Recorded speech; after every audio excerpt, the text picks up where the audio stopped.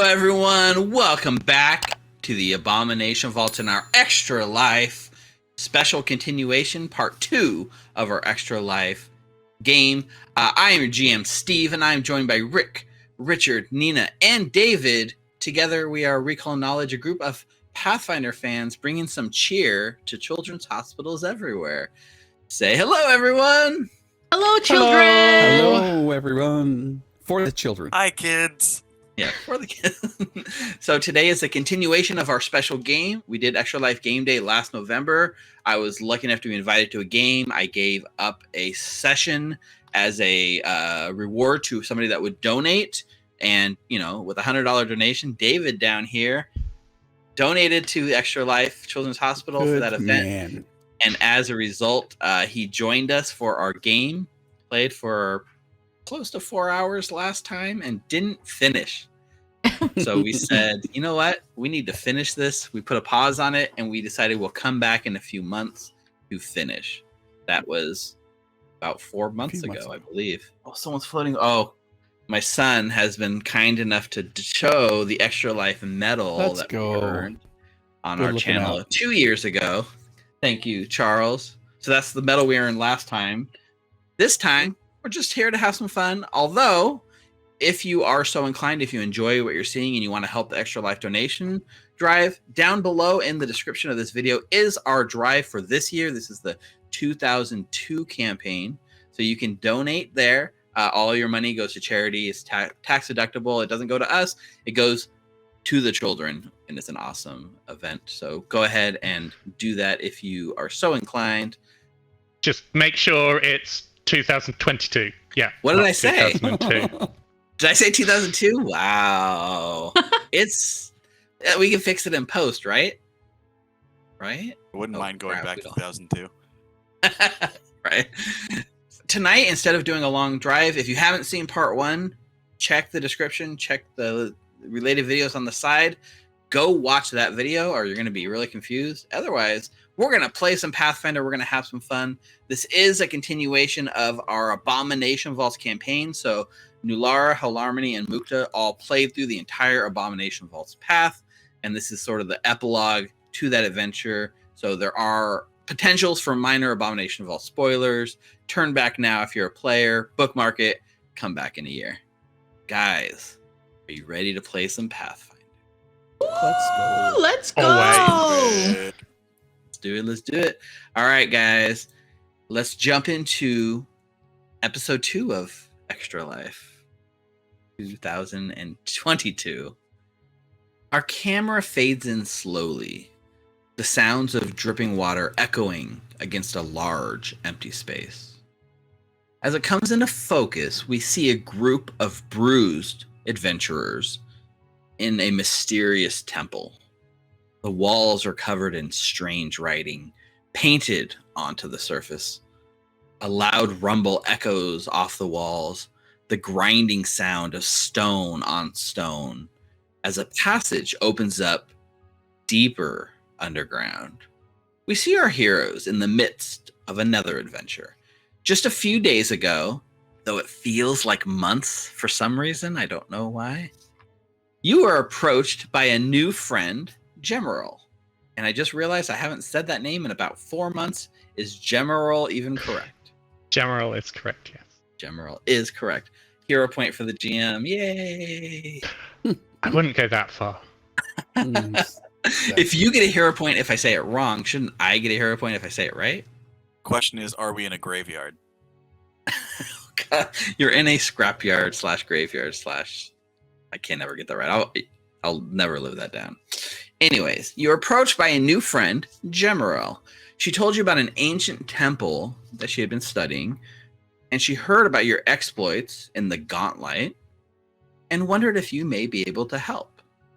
Nulara, Halarmony, and Mukta each agreed to come across the inner sea with a crazy magical journey that we had last session towards the Mwangi Expanse to take a look at the remote temple. Unfortunately, Clovis has been unreachable for some time, a secret that Mukta has not shared openly with the rest of the group per se, kind of kept it close to the chest, but he did not respond to the sort of invitation and was not able to accompany you on your journeys. Clovis, if you're not aware, is the 4th PC of our Abomination Vaults playthrough. He'd be down in David's seat, if not David taking that spot. But the 3, Nulara, Helharmony, and Mukta, have come out of retirement, put on their adventuring gear, and set out with Gemerald. Once here, it turned out that this place had somehow foreseen their adventures. Strange carvings of the Gauntlight, including pictographs of what appeared to be Mukta, were all over the temple. A temple that has easily been here for hundreds of years.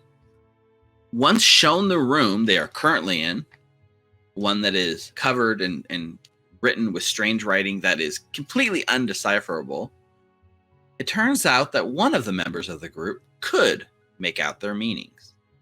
Mukta, the one touched by Nimbaloth herself in their final encounter deep within the Abomination Vaults. As the secrets were revealed and an attack by demons thwarted, the ghostly form of Yamis beckoned you all to descend down the newly opened staircase. Ooh, ghost noises! Take your time and clean your wounds, but the final test waits down below. My soul is bound to this location as the secret keeper. But something almost more dangerous than the secret is down below. You must walk the trial and face this danger. Please. And he's standing as a ghostly form there. Right where the floor had been solid just a moment ago, it had sort of pulled stonework back and revealed a staircase that leads down deeper from this secret chamber, deeper into the temple. The camera kind of pans around, and we see our 4 adventurers for the first time in a while. That's where we pick up. So there are these 2 creatures that we've just killed, still lying there, dead on the floor. Yes. Right. I think as you killed them, they sort of dissolved into like a black ichor and like melded into the ground. Would I or anybody have been able to essentially identify these as demons? I think so. If you'd like to make a more specific recall knowledge check, you are absolutely free to. Now that you have a minute, now that your life is not being actively threatened, it's probably a good time to stop and just go through the old index card Rolodex up top and see what you come up with. See what we know about demons in general and potentially these specific demons. Mm-hmm. If you have a lore tied to this, feel free. Otherwise, the default would be probably religion. Yes, Nulara? While General's doing that, could I just repair my shield really quickly? Absolutely, yeah. You go ahead and get your little repair kit out and start making that crafting check. Feel free to go ahead and do that. That's a 24. 24 at this level. I think that's a success. Is the crafting a DC by level or just a flat check? It says you set the DC.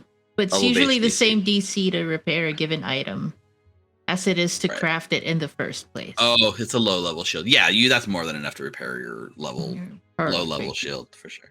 Since I'm trained, I get 20. Nice. So plus 20 again. That probably should have been hit. Should have been a blind roll. Probably, but that's okay. We'll roll with it. So with a pretty good successful religion check, it all clicks into place. These are definitely demons. Specifically, they are Hezrau. I guess the dialect might depend on where in the world you're coming from. I don't know the proper pronunciation, so I always say it in my head, Hezrau. But Hezru, like Hezlu. Hezrau. Is Hezlu a thing? How can you say it like Hezlu when that's not a thing? Is it? Who knows? It is now. It is now, yeah. They are stench demons. They have a kind of name. the hierarchy, and they're kind of known as toad demons, specifically take on like frog-like qualities. And so with a what are you trying to ascertain specifically? Okay, so there are a couple of things that I'm trying to ascertain. One is basically just confirming that they're demons and that I know the basic abilities that sort of all demons have, like teleportation and the like. And also, and secondly, and I think that this might be quite important, I don't know, but I think, what sin these demons are related to. Yes. I don't know that these are tied directly to a sin, because many are. This one is kind of known as the toad demon, not necessarily sin related, just in my quick looking it up. In terms of weaknesses, they're definitely demons. Most demons tend to be weak to cold iron as a weapon source, and usually good. They're evil aligned, chaotic evil aligned creatures, so specifically good damage can also do good. Any of those general meta game stuff that you know that I might not even know, feel free to have general know. In the lore thing, I would say with that high of a roll, there have been a little bit of kind of rumblings in the region. There is like in Wongi, it's not uncommon for most demonic activity to tie back to the Ravenous King or the Lord of the Beast, or in the more common tone like Angazan. But specifically, there have been a kind of murmuring and a rumor that these demons, while not traditionally working on his behalf or known to associate with him, have been for some reason allied with the Ravenous King himself in the region. Interesting. No one's conclusively proved anything, but there have been sort of people mentioning it, and it's kind of under investigation. Yeah. Okay. So once I figured all that out, then the first thing that I will do is to take one of my rings and sort of just press down on it, and a sort of little, it's like a miniature bird, like a miniature hawk that just sort of appears above it, and I will just sort of speak into it, essentially, that demons have been confirmed in this location. I will give the location, and then I will request backup, and then the messenger ring will send this magical bird back to the Magambia and to the Tempest Sun Mages.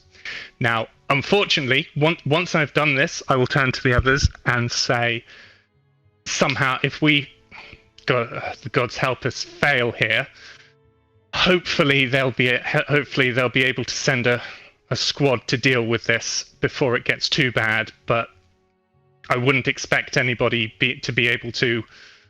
Well, it'll take a little while for the message to even get there, and then they'll have to get together some conversants, brief them, send them up here. I reckon it'll be a couple of days at least until they get here. So until then, we're on our own. So what you're saying is that you have just summoned an army and it take a couple of days to get here? Is that what you mean? So we can go home?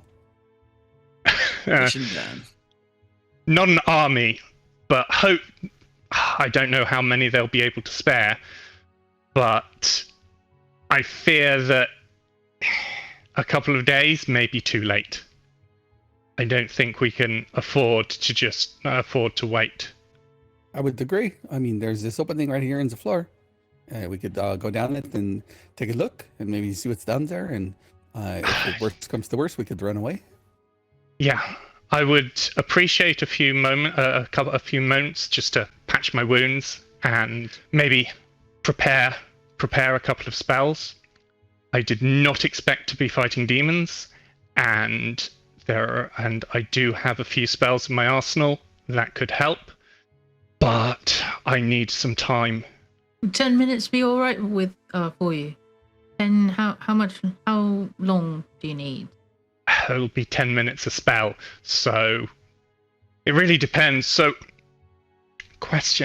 biggest question, do we want to prevent, given that demons, all demons pretty much, can teleport at will to pretty much anywhere they want. Do we want to prevent them from getting away, or do we want to try and banish them back to... I mean, if they've already got this secret, we want to prevent them from getting away, I would think. If they haven't, banishing them back to the abyss would be the optimal strategy. Don't know. But we don't know if they have the secret yet, right? Yeah. I could prepare both, but that'll take twice as long. Is it like 20 minutes? So, yeah, that would 20 be minutes about should be all 20 right. minutes. I have to take a few minutes myself, and we should, do what you do. I'll play some music. You do what you need to do, because I mean, the worst comes to worst, we could go down there and then we could get killed, and then we can rest for the rest of our life, where we can rest forever. That's what I mean to say. It's true. It's true. Yamis, the ghostly one that's kind of here, the secret keeper of the temple, does confirm to you, like, basically, like, it has unearthed the secret. It is no longer a matter of containing the secret. It is a matter of putting the secret in trustworthy hands. Gotcha. Okay, so that means that what I'm going... yeah. So that means what I'm going to... Yeah, so if that helps inform what you want to prepare or do... Yes, very much. He doesn't have all the information, but he can feel it. He can feel that whatever's down there has already... Very much so, because basically what it means is that I'm going to be swapping out 2 spells. So banishment is no longer something that I'll be using. I'll be wanting. So I will swap that out. His sort of sense of urgency is like internal clock is more on the scale of like, this needs to be resolved in the next few hours rather than like minutes or days. So take the time to prepare properly, just knowing that the longer you take may give the person down below more time to do whatever they're doing and get stronger, right? So there is a balance there for sure, but it's not like you don't rush in unprepared, like take a minute to prepare yourself and feel free. Okay, so I will be swapping out. So having seen the effectiveness of my new traveling companions, I am going to be swapping out so I will swap out a damaging spell, because I don't think chain lightning is great. A dimensional anchor to prevent them from getting away is going to be even better. Wizards, man, just like, let me see, what cool spell do I pull out? Dimensional anchor. I love it. So that's one thing. However, I will also swap out banishment. Yeah, now the thing you're doing, I'm assuming, is you have that arcane thesis that lets you swap out spells or whatever. Yes. I'm a spell substitution wizard. Got it. That's what it's called, spells. So you can, if even though wizards prepare their spells at the beginning of the day, you just take a few minutes and you can just re-prepare. 10 minutes to swap. 10 minutes to swap a spell. Swap one spell. Cool. And then I'm going to swap out banishment for searing light. It sounds like we're taking in the ballpark of like 30 minutes to an hour. So if anyone else has any prep stuff you'd like to do. Yeah, so that would be 20 minutes to do those 2. And then I also want to do a treat wounds on myself. I could just patch you up. Yeah, if that's okay. I mean, it's more to just get rid of these wounds than anything else. Mind if I lay my hands on you? Yeah, I'll do Mukta. So lay on hands is grand and fine, and I absolutely 100% appreciate it. It won't remove the wounded condition. That has to be the treat Oh, that's wounds. right. You fell down. Remember that time in the Gauntlight you fell down and you really couldn't get back up a couple of times? Like when we fought that Drake and I fell into the lake?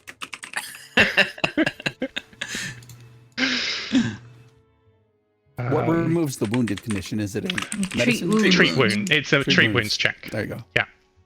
I could do this treat wound could be for you while you're preparing. 30.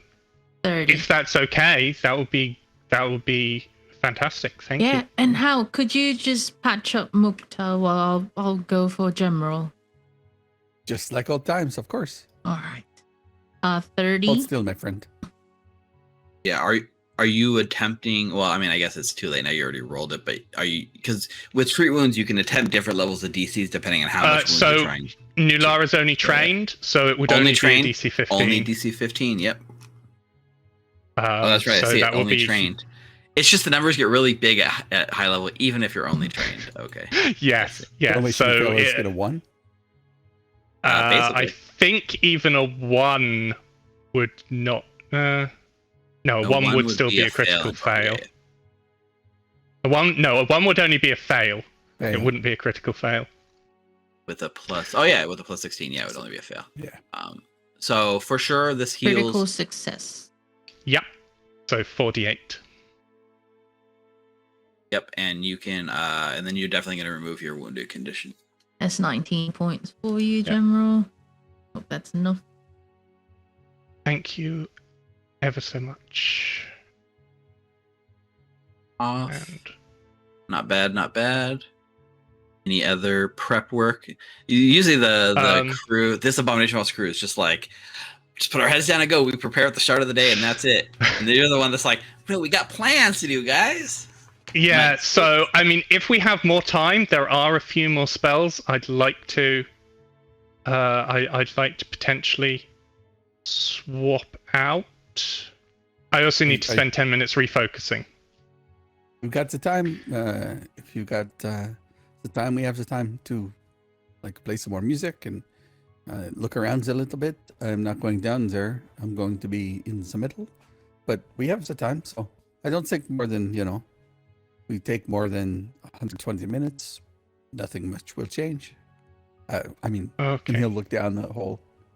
But I'm not so sure. Maybe we get martyrs that call them stench demons because they really stink. Or do they stench demons because for some other reason? Well, they definitely stink. Yeah. That's having been inside one of their mouths, I can absolutely confirm that. Have you ever experienced that? Have you been eaten or like taken down before by like a creature that you were trying to banish? Wish I could say no. Oh, you have? Wow. Yeah. It's why we never... It's one of the reasons I was reluctant to investigate this further without help. It's constantly drilled into us from like the moment we start. We're initiates. Never do anything like this on your own, ever, because if you get hurt, yeah, well. You can tell everybody, Mukta. You don't have to whisper it into my ears. I'm hearing you. Mukta, are you all right? I can't hear you. Oh no! It took his voice. Mukta! It's not the only it's not only his brain that Nimroloth took. It's also his voice. Am I talking like what's her name? Anita. Mm-hmm. Just to go back to your earlier question, David, why he gets his sound fixed. There is an associated sin for the toad demons. It's not it's not in the name, but they're associated with pollution, which makes sense because they stink. Okay. So, I mean, the main thing that I wanted to check was, to be honest, was whether their associated sin was anything related to what we did in the temple. So, for example, pride. There are pride demons. It doesn't seem to be directly related, luckily. Okay, so I was if it had been, I would be like, maybe we're fighting a Marleth or something like that. But I can't draw any inferences from direction. Right. Yeah. But yeah, it's a good thing you're not alone. You're with the heroes of Otari. Anyway, that ghost said, we can take our time and heal our wounds. This ghost is much less funny than the other ghosts we've met. I like Otari much better. Jem, You've met other ghosts. if you could. Yeah. A lot less punny. But, if you could, Jem, you said you were inside the demon's mouth. Could you describe in detail how that was, what that felt like, what it looked like, what it smelled like? So, how about I get my notes in order for it, and then we can have a sit down afterwards and just go through everything in detail? Just that way we don't miss anything in the heat of the moment. Okay. I mean, I wrote down everything you just said, but we'll do that too later. Yes, of course. All right. Of course. Okay, so... Yeah, so Hal, as Gemmerl is doing some last minute preps and you kind of go back through this temple, you kind of find yourself just instinctively drawn back to that carving in the middle. It's very much the gauntlet. There's like 7 tentacles coming off the gauntlet, and they are wrapped around this Yosoki. I mean, the more you look at it, there's not a lot of details on the face. You can't for sure know that it's Mukta, but it's a little odd. And while I'm doing the lay on hands and I'm grabbing Mukta by the forehead, and I turn his head towards that look and I say, hey, that looks a lot like you, but it's less writing. Do you think that's you? Because it looks like you. Yeah, I mean, I think I'm a bit more handsome. That I would say that is the case, and you don't have such a hardened exterior. That is true as well. But those rock hard abs, yeah, that's a definite likeness. That's not what Rita said, but okay. I mean, not that Caroline told me or nothing, of course. Of course. So, is everybody ready? I mean, it sounds like the banging of the hammer sort of stops as Nulara puts the shield thing away, puts her medicine kit away. Your shield's all repaired now, Nulara? Yeah, it's all back to full. Very good, very good. Okay, so one of the so I've swapped out 3 spells, so that's taken 30 minutes. And then I will swap out. Yeah. So then I will sort of look between Mukta and Nulara and sort of ask, almost embarrassed, and like, what? This sounds a little awkward, and maybe, well, okay. She would say yes. She likes to go out with some people. I'm sorry. Which one of you is more likely to get hit and hurt? Oh, easy. Sorry for being blunt. That would be Mukta. That's a bit of a dual question. I mean, Nulara's definitely more likely to get hit, but yeah, I'm probably going to get hurt. Okay, so I'll beckon Mukta over, and I'll say, if you could just stay there, feel free to continue writing, note down. It might be important. This will be a new thing, so okay. Make sure to write everything down. And I will spend the next 10 minutes casting Life Connection on Mukta. Can you give a quick description of what the spell does? Like, yes. Assume that we don't know what it does. Explain it. Yes. So, as she's casting the spells, basically various tendrils of energy sort of begin to sort of come out from her and connect to Mukta. And after sort of 10 minutes, there are sort of hundreds of them, and then they fade and sort of blink out. And essentially what I've done is I've placed it. The spell description says you placed essentially a fail-safe deep within Mukta's life force, and provided I'm within at least 1 mile, I can once use the defend life reaction, which basically means that when he takes damage, I can take all that damage instead.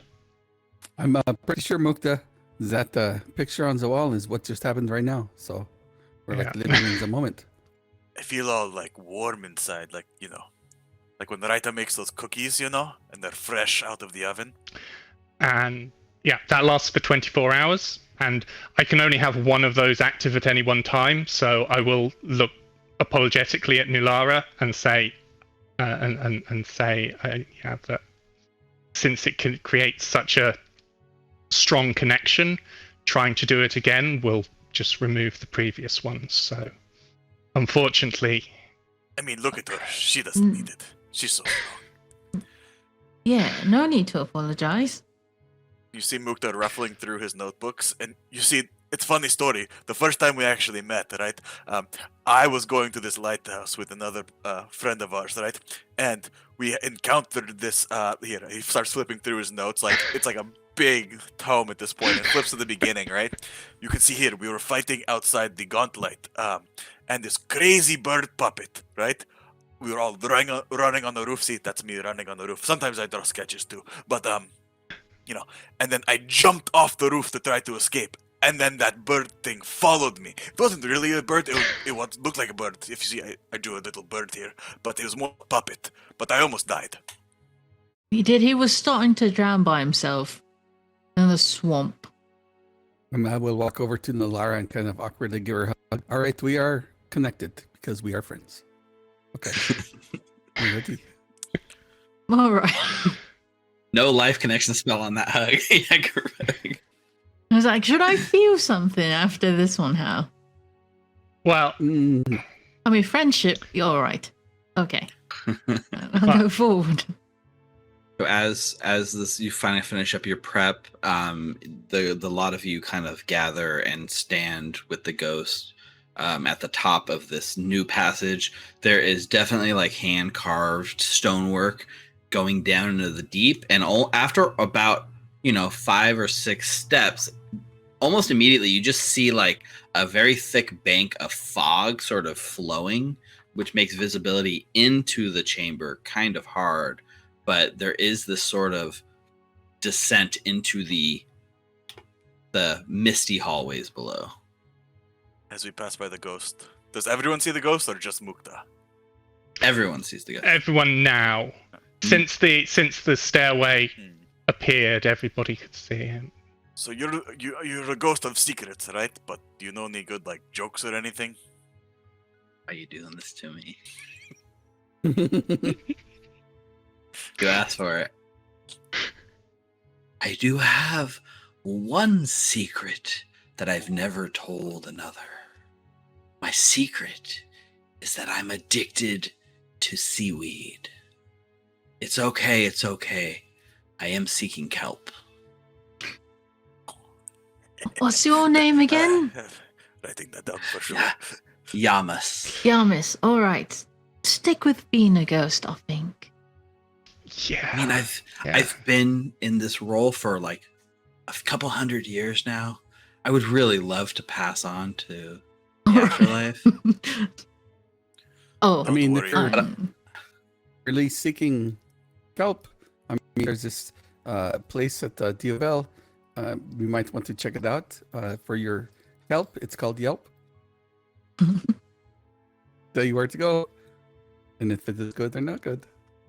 Actually, did you know that seaweed holds the secret to an extra long life? I hear you have to be generous, though.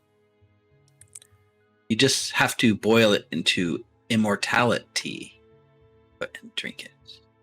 Yeah, maybe I should stick with the secrets and not the stand-up comedy.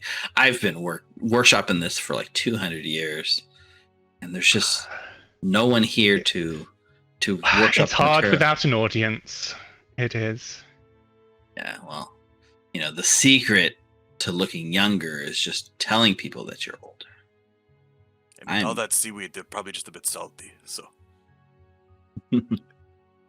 now you're faced with a terrible choice: descend down into the fog and face certain death, or stay here and listen to ghost puns all night. I already went down. Nulara already went down.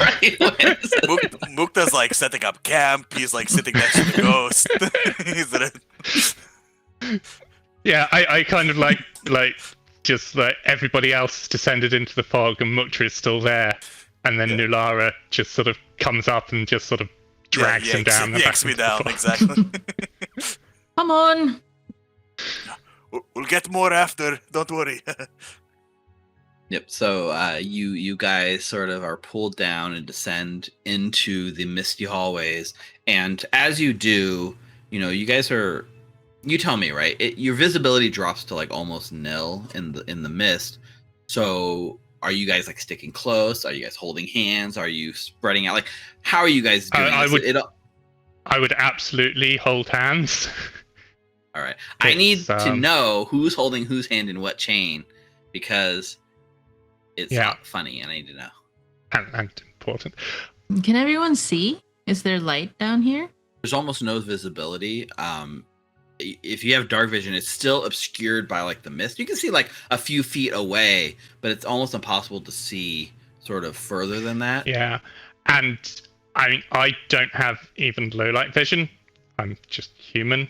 So I would have cast light. I will cast light on myself. Okay. As you cast light, the light sort of goes up and hits all this mist and sort of reflects upon itself and kind of goes up like super bright, so much so that the light is enhanced so heavily that it like almost goes the opposite problem. It goes from pure darkness to pure brightness, and all of your eyes, like the pupils, immediately drop to like and prick. Then I will not.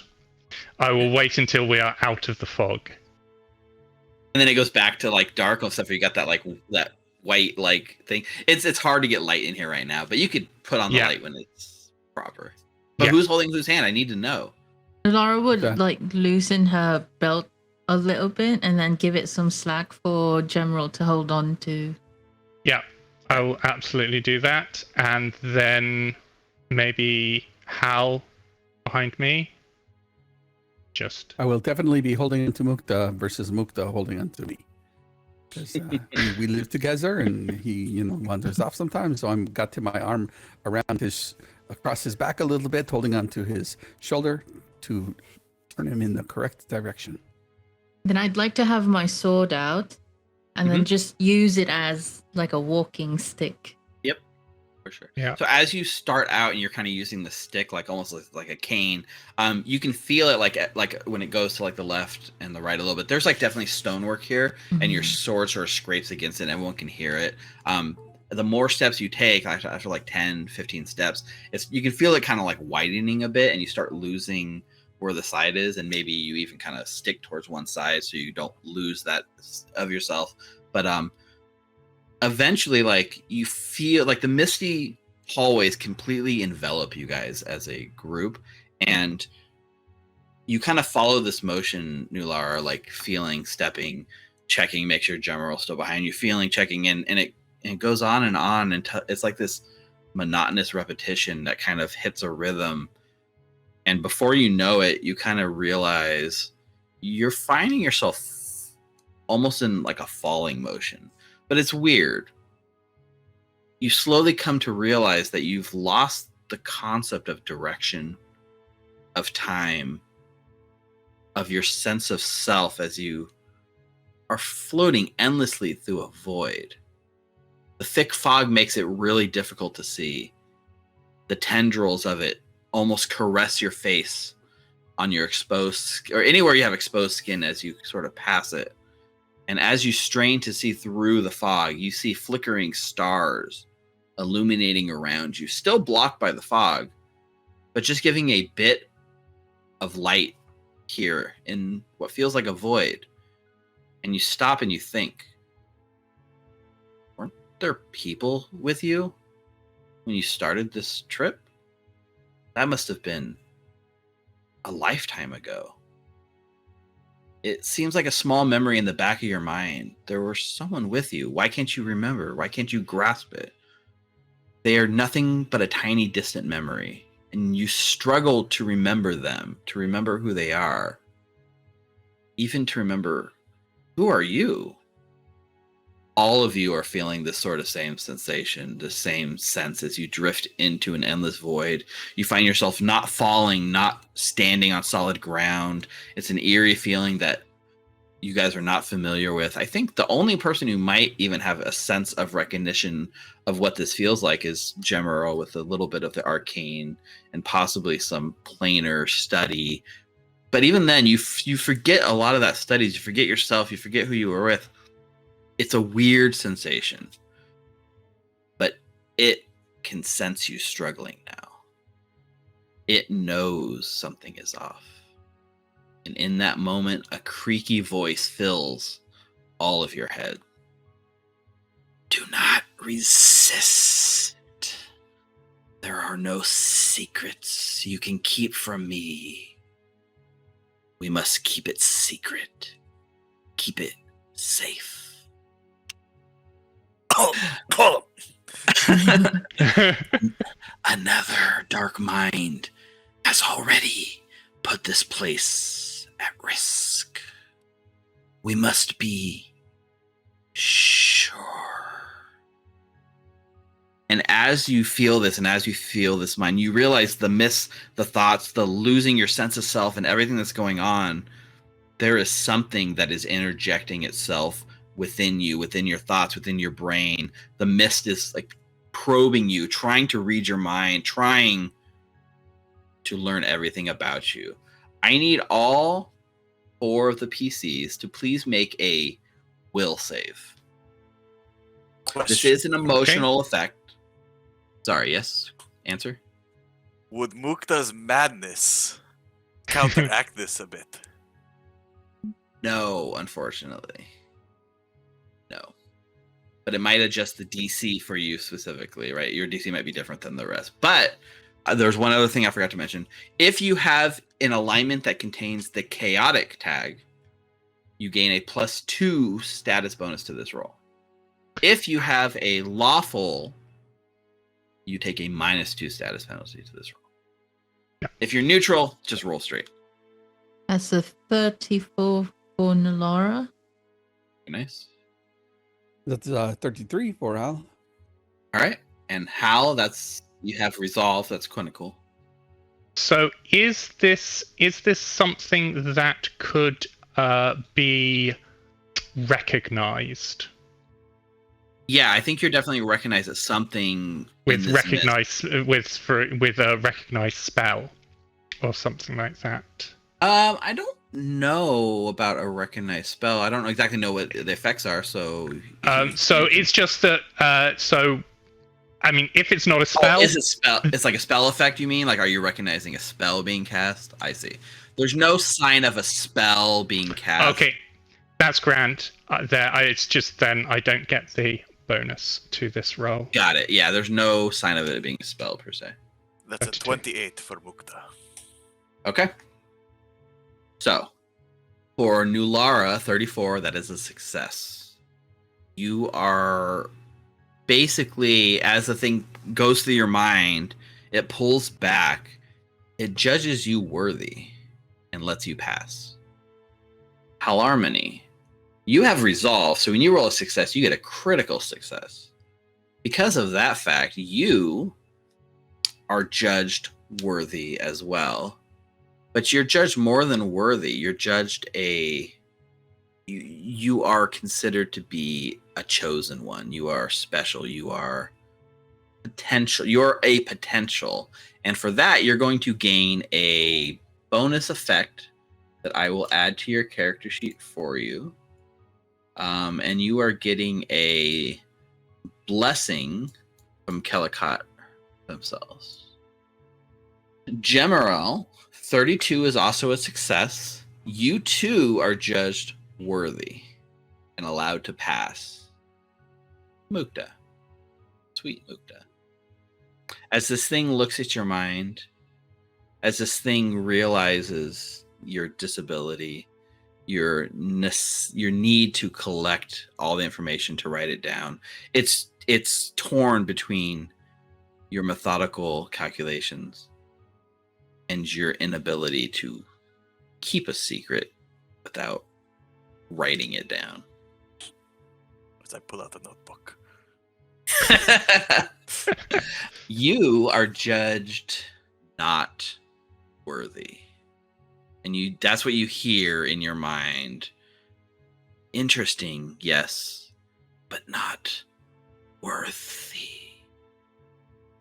And that allows you to something's gonna happen. So slowly the sort of mist recedes a little bit around all of you and kind of creates a sort of clearing, right? The mist probe at your mind, it's trying to judge you. You fight back. As you're doing this, as it's judging you, you feel flashes of memories, almost like they're prying into your secret memories and playing them back in fast motion. Everything about who you are, what you've done, who you are as a person. Some pass faster than others.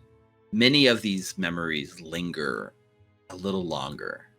Images of the Gauntlight, of Clovis reading the Whispering Reeds, of the lenses themselves, of Belcora and that final showdown deep beneath the Gauntlight, of studying late at night at the Megambia Academy, deep in research yet again, studying secrets, of a burning cabin in the wilderness, a rainy night fleeing with your parents after a fresh heist. In a snap, those memories are gone. They retreat, and instantly your sense of self comes back. You know who you are. There's no cloudiness. There's no layer between your thoughts and you. You slowly begin to feel solid ground again. The mists recede a bit. And as it does, you can see the other three with you, those that you struggled to remember. Your friends, your new acquaintances, your group, the heroes of Otari that descended into the mist what feels like a lifetime ago. And as you look around, you find yourself on a floating platform amongst the stars. They flicker around you, far above and below. Purple mist still clinging nearby, obscuring your ability to see past this white, beautiful marble platform you stand on. It's a strange sensation, and you have a moment to collect yourselves. Mechanical question first, unfortunately. What light level is it? This would be probably bright. Okay. It doesn't make a lot of sense. There's nothing but like small sort of like starlight in all directions, but for some reason it's bathing this floating platform completely in bright light. Yeah. I just remembered that I actually have the dark vision spell, so didn't need to cast light. Nope, you are bright, able to see. I don't need this. Yep, you're able to see now here on the platform. Why don't you, if you would, Gemmerl, you can go ahead and make a Recall Knowledge Arcana check if you have some sort of lore related to planes or anything. No, otherwise, my laws are academia and jungle lore. Okay. I use the junk, but my Arcana is significantly better than. Yeah, let's go ahead and do an Arcana check. Nice. 37. Yep. So as you're feeling in this, I don't know if you have any personal experience with it, based on your research and things you've probably read, if not experienced. This is very similar to being in another. Like you're basically in a like what feels like the astral plane in a way. Oh, kind of like a mindscape or a dreamscape or something like that. It definitely feels like a dreamscape, mindscape. Reality is a little different here. Gotcha. You don't really get a sense of up down. You feel a little weightless. It just feels like the effects that you might have studied or heard about or know about with that role. Okay.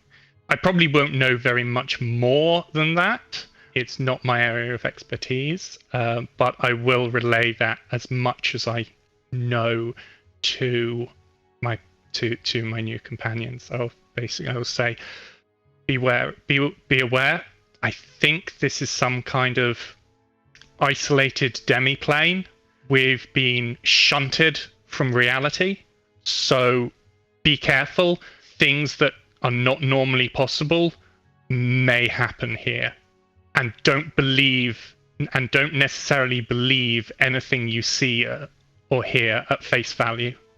And everyone heard the word worthy. How you heard the word potential. Mukta, you heard the word unworthy. That's the word that was left with you. And with that as well, since this looks okay, so I'm going to now cast Stone Skin with your permission. Yep, I will that is talk absolutely to fine. Nula, and with Nulara's permission, I will cast Stone Skin on Nulara at 4th level. Enhancing the best parts of my feature. The And that gray. matches your complexion.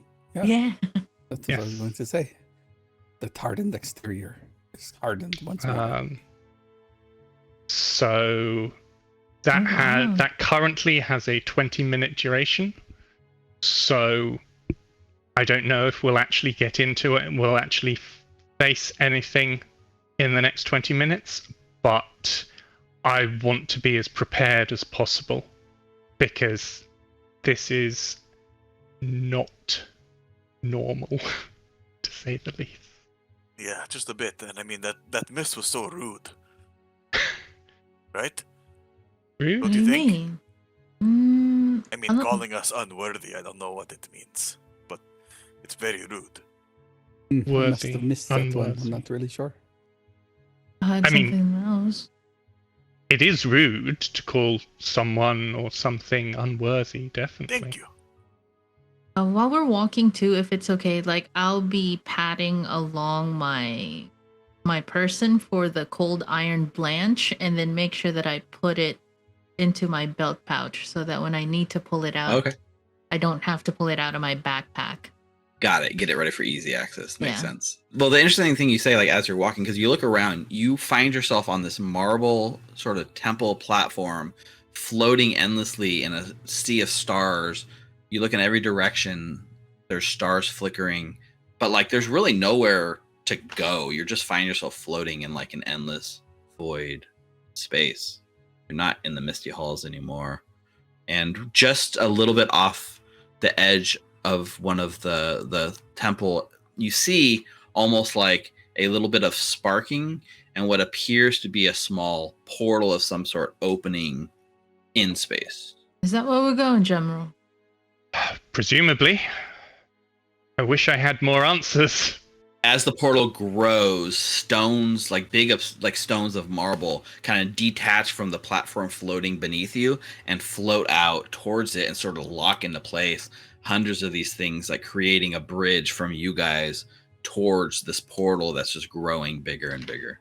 I guess we're being invited somewhere. And then as the portal reaches its full strength, you see staring out of the portal at you a giant eye that sort of blinks like sideways in like a reptilian fashion as the scale work sort of slithers beyond. And behind it on the portal, you see two of these snake-like creatures step out of the portal onto the marble platform between you and the platform, or you and the portal. And they basically are wearing these sort of stone masks that go right over their snake-like face, so you can't see their face, but they're armed with shields and a spear. And they both sort of like point their spear directly at Mukta and utter the phrase unworthy as they begin making their way towards you guys. So in the meantime, I'm going to activate this scene. See, I mean, this place is just rude. I'm sure it was just a misunderstanding. I mean, my mother always said, you know, if you don't have anything nice to say, don't say anything at all. That's great wisdom from your mother. I'll switch over to the battle screen for our viewers to see. So this is the platform you find yourself floating on in the middle of space, stars everywhere. To the south, at the end of this bridge, is the sort of portal that's manifested itself, radiating energy here in space. 2 of these creatures have stepped out. I will let you guys position yourself wherever you'd like to be in this moment, narratively speaking. However you guys see yourself, go ahead and place yourself. But yeah. Also, and Clara is in mask form. yes, in mask form. I'll go ahead and hide her token.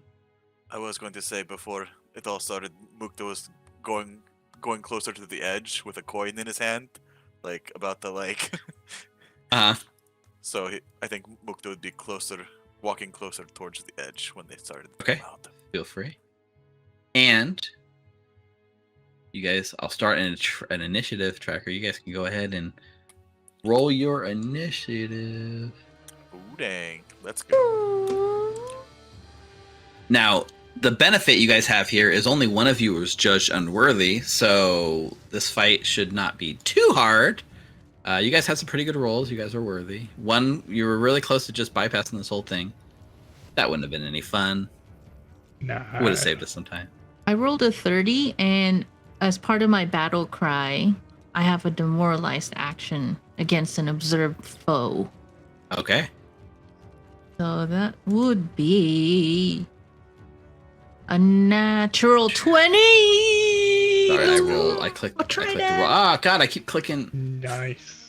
Let me, so many dice. Let me close these. I was trying to look at the demoralize action, because is there a range on it? It's a battle cry, so it's auditory, right? Because demoralize says 30 feet unless you have feats that adjust that. But you know what? You rolled a natural 20. So go ahead and... Let's see those crits in chat. Wait. Crits in chat, everyone. Yeah, you know what?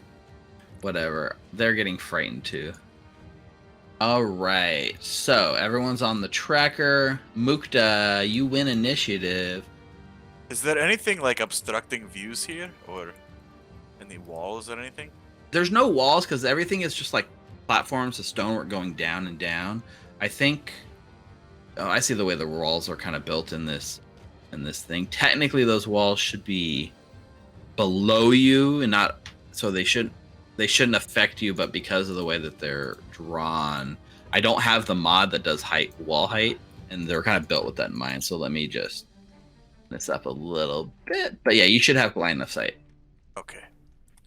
I mean, that's just rude, calling people unworthy. I will... God, how many... Part of you knows, too, the other 3, not Mukta, that based on the judgment and the... you guys were judged worthy and Mukta was judged unworthy, there's a sort of innate sense that if you don't get involved, you'll be fine. Alright, I'm going to stride 30 feet, because I'm on all fours.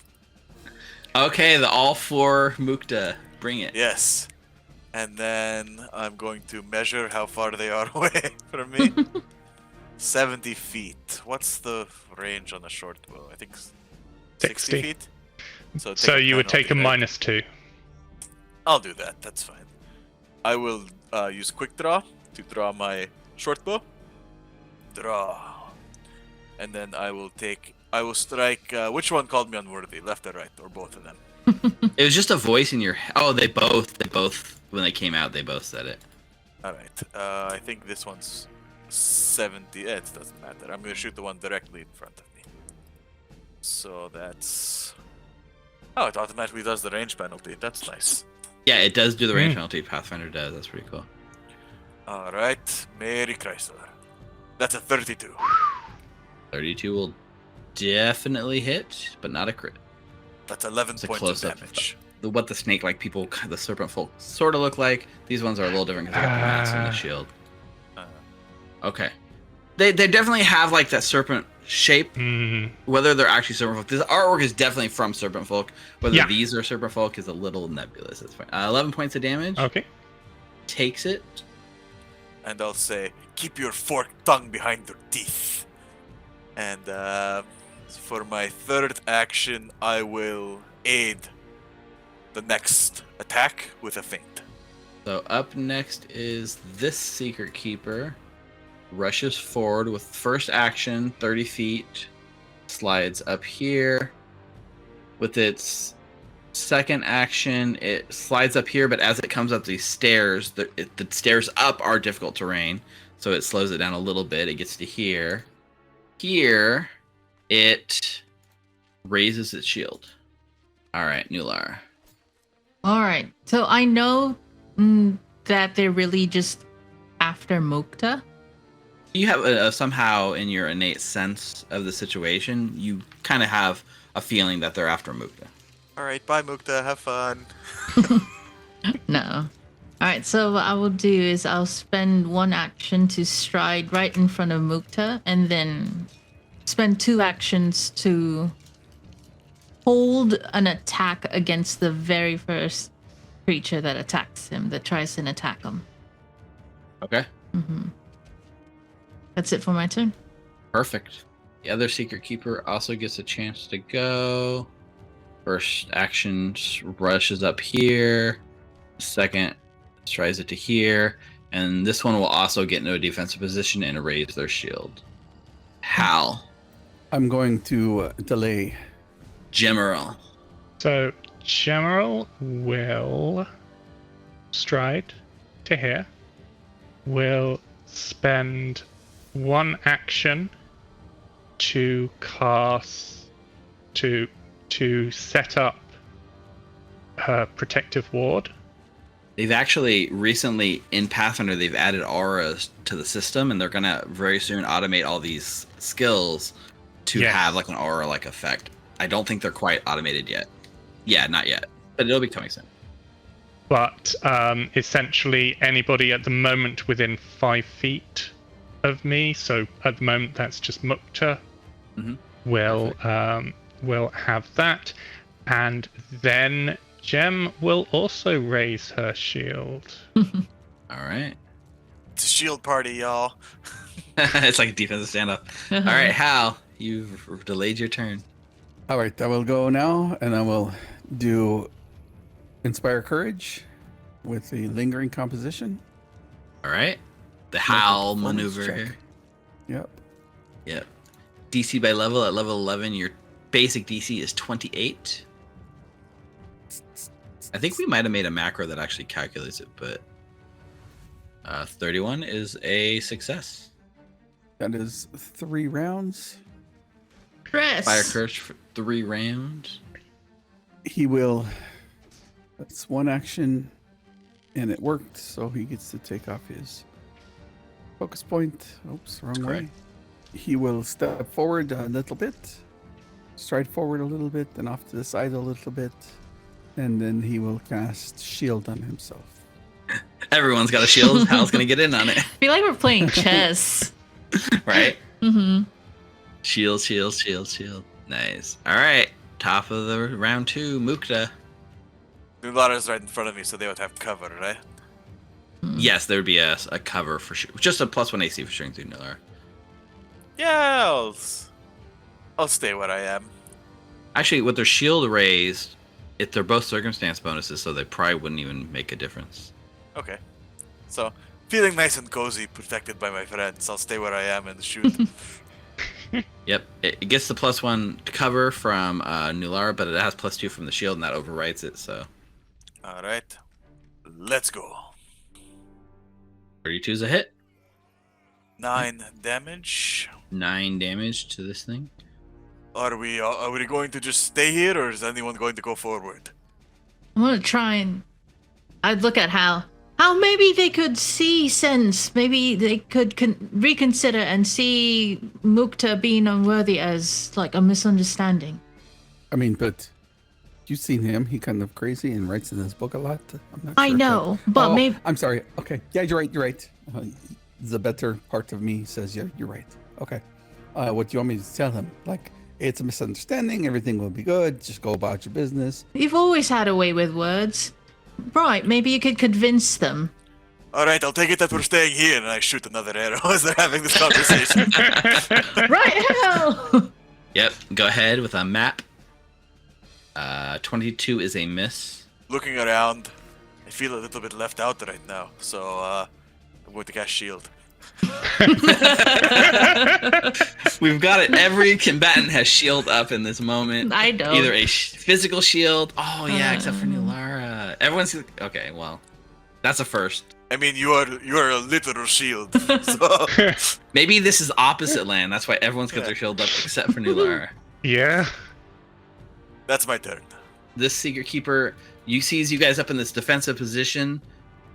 He comes around this way and like juts like to your left, Nulara, and like runs around your thing, almost like he's like sees you like readied, right? Comes in here. Now you've readied an attack in case he's about to attack Mukta, right? It looks like he's bringing his spear almost in your direction, but yeah, a little bit. So you can go ahead. He's bringing it in such a heavy motion that it looks like he's trying to go through you and Mukta in the same blow. All right, I'll try to parry him, even though it's not a parry. I'll attack him as he goes go ahead down. and make your attack of opportunity. All right, so Ancor's Blade. That would be a 28. 28 does hit. All right, so they'd be taking Fighters, man. I can get 25 that. points of 25 points of damage. Damage. So he leaves himself open, and you punish him for it, right? You get this attack off. He, fairly unfazed, is going to use his second and third action to do an ability called Knocking Sweep, which is this thing. Oh, ignore the fact that it says Jackal Guard. It does a spin move, and in this one spin, takes the spear right through your legs and Mukta's legs and General's legs, and is going to attempt to trip all three of you in the same maneuver. Let's start with the one against Nulara. That is a athletics check against your. Oh god, I never remember trip and reflex. Fortitude, I believe. Fortitude. So, what's But your fortitude? I'm not Nulara? sure. Plus 22, so 32. So that's a fail. So it tries to knock you down, but it's not able to. For Mukta, what is your fortitude save? Or your fortitude DC? That would, I believe, I have a plus 16, so it's a 26. 26. So a 32 is a success, which means It's against the reflex DC. Oh, yeah. Is it? I was wrong. Okay. Yes, it is reflex DC. Oh, so perfect. reflex? So does that for Nulara? Does 30 beat your reflex DC? It does beat my reflex DC by 1. So Nulara falls prone. Uh-huh. Does that beat 32 beat your reflex DC, Mukta? Just hits it. Oh, really? Mhm. Wow, I'm actually kind of surprised. So you get knocked prone as well, and then General, you get one as well. 34. Yeah, 34 will do it. Okay, so all three of you get knocked prone in one smooth motion. And then at the end of that, it does all three, and then its map goes up by like 1,000,000, but it doesn't matter because its turn's over. Nulara. All right, I am going to stand up. Okay, you attempt to stand up. You do. I mean, you stand up. I don't know why. There's no roll here, even in this like weird plane. Like, does he have an attack of opportunity? I mean, he doesn't take it. You just stand up. All right. I will. He's in our way. I will take a swing using Ancor's Blade. Okay. So that will be 36 to hit. It would be a crit, except for at the end of his turn, he lost the frightened condition. I didn't take it off his thing. So he actually is just one off. It's a hit, not a crit. I'm sorry. All right. That's all right. So they'd be taking 23 points of everything damage. Are they a spirit? When you hit, it's solid. Okay, because, I have Spirit Strike. Right. It doesn't feel like a spirit. All right, never mind. So that's my first action. But thanks for calling that out. Just in case. Yeah, and then I'll take a map attack against this creature as well. Actually, no, I will raise my shield for my third action. Getting that shield up. It doesn't have its shield up anymore, unfortunately. That was your whole turn, right? Yes. All right. So this one here strides over here, and then with his second and third action, uses an ability called Impaling Strike. Goodness. Gets the spear in position, lunges forward by taking a step here, and then makes a strike with a spear against Mukta, who is currently on the ground. 29 misses because of my shield. it just barely glances off the shield spell you cast and does not hit you. And that's all of its actions. Gemro.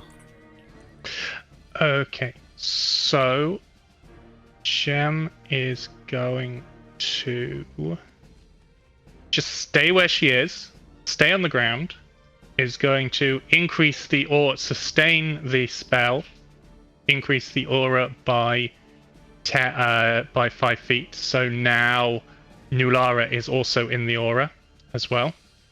I'll put that in chat. I'll put it in the chat so that you can take the effect from it. You know what else caused that attack to miss is the frightened condition from the Nulara. Yeah. Like, everything layered perfectly to make it miss. Yeah.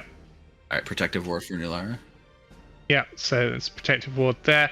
And then there are 2 creatures. They are within 30 feet of each other. They are getting electric arced. Okay. 33 and 35, so they both succeed. They both succeed. Damn. Those were some good rolls. Mm-hmm. Yeah, well. That's a lot of dice, So though. So they take half of 17 each. Yep. So not a huge amount, unfortunately. But yeah, that's Gem's turn. She is still on the ground. That's true. You are still Very trying to nice. Hal. Hal is going to look at Gemrel and he can see what she's casting with his feet. And he was like, okay, let me try that again too. And Hal will cast Electric Arc on those 2 creatures. All right, let's see if I can roll high again. No, the exact opposite. Critical failures. Oh, no. I guess the exact opposite would be 2 critical successes. So they both take 21 points of they both take double that, don't they? Oh, good call. Good Yes. call. They both take 42 points of damage. And Hal will once again cast shield on himself. That's some damage. Mukta. Alright, so I'm going to not just get up, I'm going to kip up. Keep up. You know, Keep I up. forgot you had Keep that up. feat, but it's perfect here because Never again. he's waiting. They're Never both. again. They both are spears at the ready, waiting for you to like get up so they could both stab the shit out of you. Mhm, And yet you have kip up, right? Yep. mhm. Which means it doesn't trigger opportunity Any attack. Right? reactions? Correct. Yeah. No reactions. You kip up in an awesome motion. We do not have. There's like a sort of flashback to Abomination Vaults where you Yeah. learned this lesson. I do this kind of like almost like in place backward somersault up. Nice. And yeah, you stand up and they're both kind of like their eyes go a little wider. We're not expecting this. I'm going to drop my short bow. Now, if I drop it in Foundry, do I lose it in my inventory? Nope. No. It'll just mark it as dropped, but it'll Alright, keep it I'm on your going sheet. to drop it. Alright, and then I'm going to, for my second action, tumble through. So let me make that acrobatics check. Now, does tumble through trigger something? It would, yes. Unless he has a feat. It's a move Unless he has action, a- so it would. Yeah, unless you have unless he has a feat that allows him to, say, move at half speed without triggering reactions, which rogues can get, I think, but I don't know if... I think Mukta has that one. I don't think I do. Hmm? I have Swift Sneak, not that one. Ah, Yeah, you have tumbling strike. Well, you have tumbling strike as an action, right? Yeah.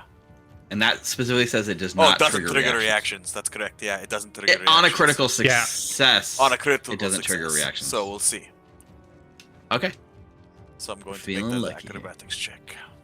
Okay, so that's kind of cool that there's a chance. That is. And this is targeting the reflex DC. So The reflex DC, your target number for this would have been a 26. Sorry. A success would have been a 26, so 31's a critical success. That's what I meant to say in my head. 36 would have been a critical success, not that. Okay, wait, no. It does have a reflex DC of 16, so the DC is 26. Okay. So 31 is a success, but not a critical success, which means... No, so the only thing with the difference between the critical Not success flat-footed. and a success is that the enemy is not flat-footed. But it still doesn't trigger reactions.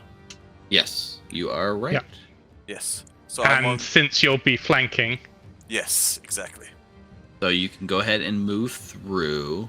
Your movement confuses the enemy who's unable to take a strike. So I tumble up, and then I tumble back down through their legs. Yes. And then I quick draw my rapier, and I will strike. Bring And it. that's all part of the same action, is it? Yes. Or is it 2 actions for tumbling It's strike? Quick I draw can't remember. strike. What tumble through is 1 action. Yeah, but with the tumbling strike, you get the Tumbling strike. It all happens at the same time. Yeah. It's telling me So I strike would just quick one draw action, before. Yes, But you'd have to quick draw's quick part draw of that. before. Either way, I'm going to Technically, draw it and then do the tumbling strike. It's fine. I'll allow it. Make it happen. It's all 3 actions. I would also say, in this awesome moment of acrobaticness, please take a hero point. All right, let's go. That That's is a hit. I'll take it. What did I roll on the dice though? It's pretty low, right? 9 on the dice. You could fish for a crit. You got It's a hero about point. average. Yeah, it's a hit. I could, if with my luck, it would be a critical miss. So I'm going to take it and roll the damage. And that's a lot of dice. Yeah. Oh, it actually survived somehow. Get all those 6s. Sneak attack. But this is a debilitating strike. Thank you, Foundry, for reminding us, because it is flat-footed against your strike, so you can choose if it's enfeebled or penalty. I'll do enfeebled. Enfeebled it is. But it's still alive, barely. And that's my turn. That was a pretty cool turn. So you've totally screwed up their plans because they trained for this and were not trained to be prepared for that. How would they react? All right. Where you're standing, right? You're like kind of flanked. Nulara's behind him. He's in a bad position. He takes his spear, stabs it into the ground, and does an acrobatic leap over the top of you, Mukta. This is called a spear vault. Now, this allows it to move up to half its speed without triggering a reaction. So, Nulara, you do not get this sort of reaction as he springs away, surprises you. They have tricks up their sleeve, too. As it goes over the top of you, Mukta, you're now flat-footed to it because you were not expecting this. What level are they? Oh, they are lower level than you. I cannot become flat-footed to them. Woohoo! Woo! What is that called again? Now, is that just from flanking, or is it from just flat-footed in general? I cannot become flat-footed to any creature Awesome. my level or lower.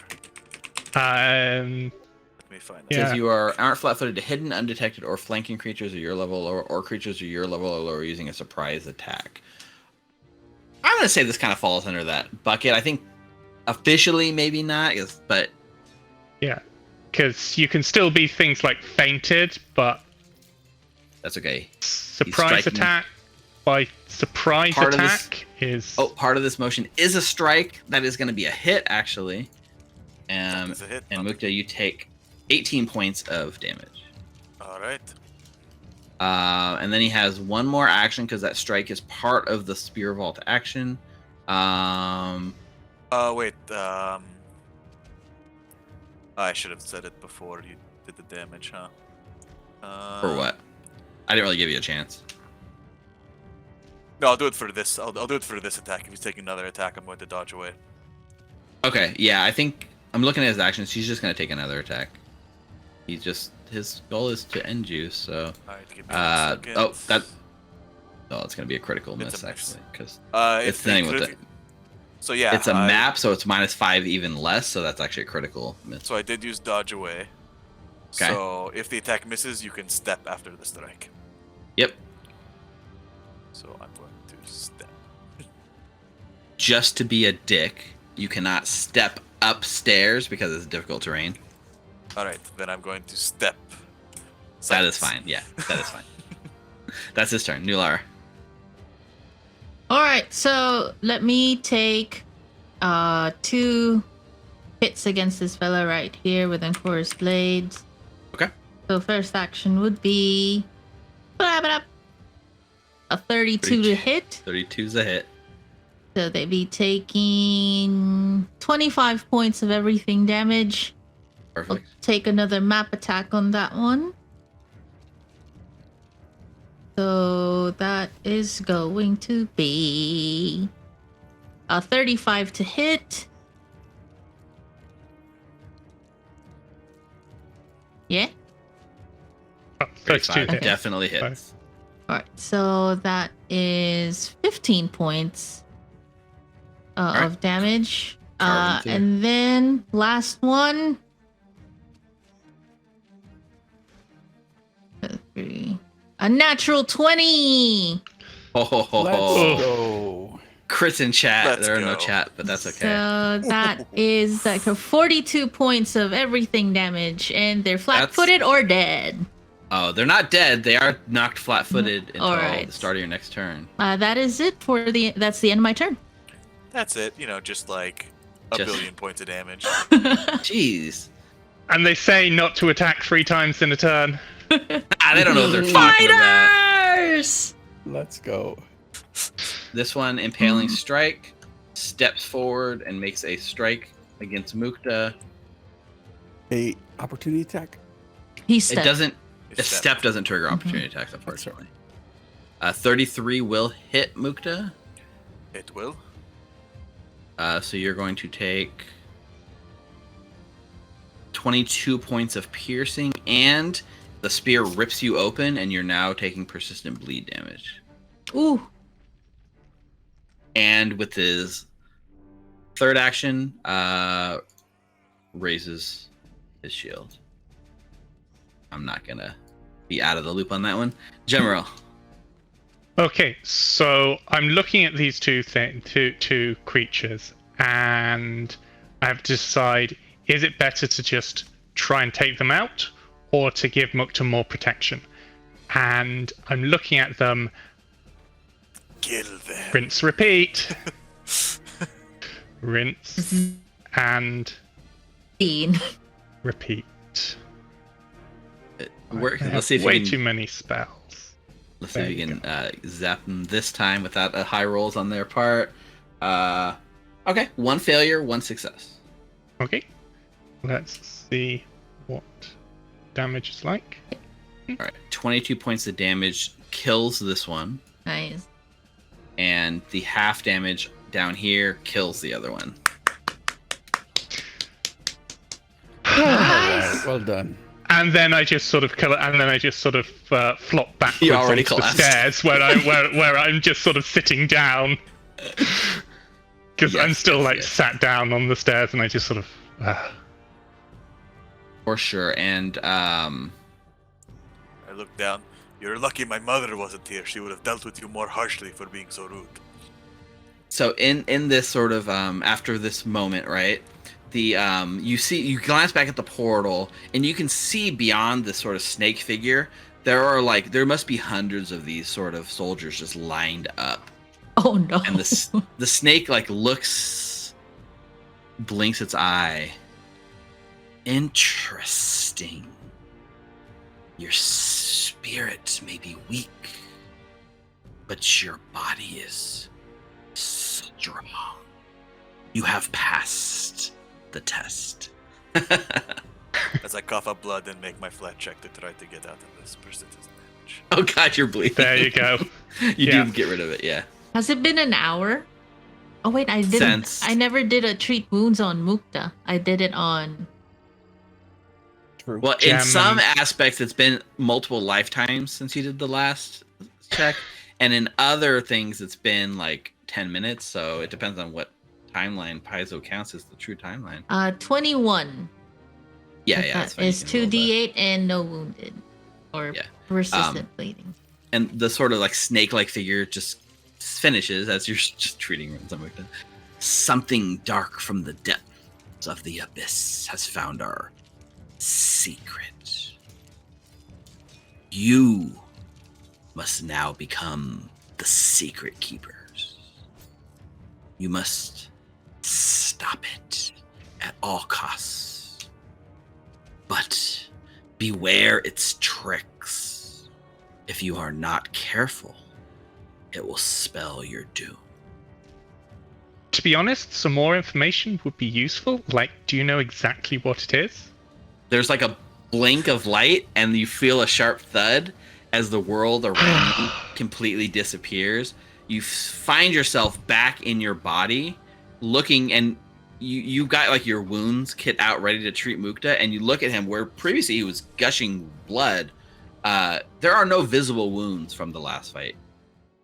No sign that anything physical has happened to the group, except for these new memories that you've created as you all look in this shared dreams typescape.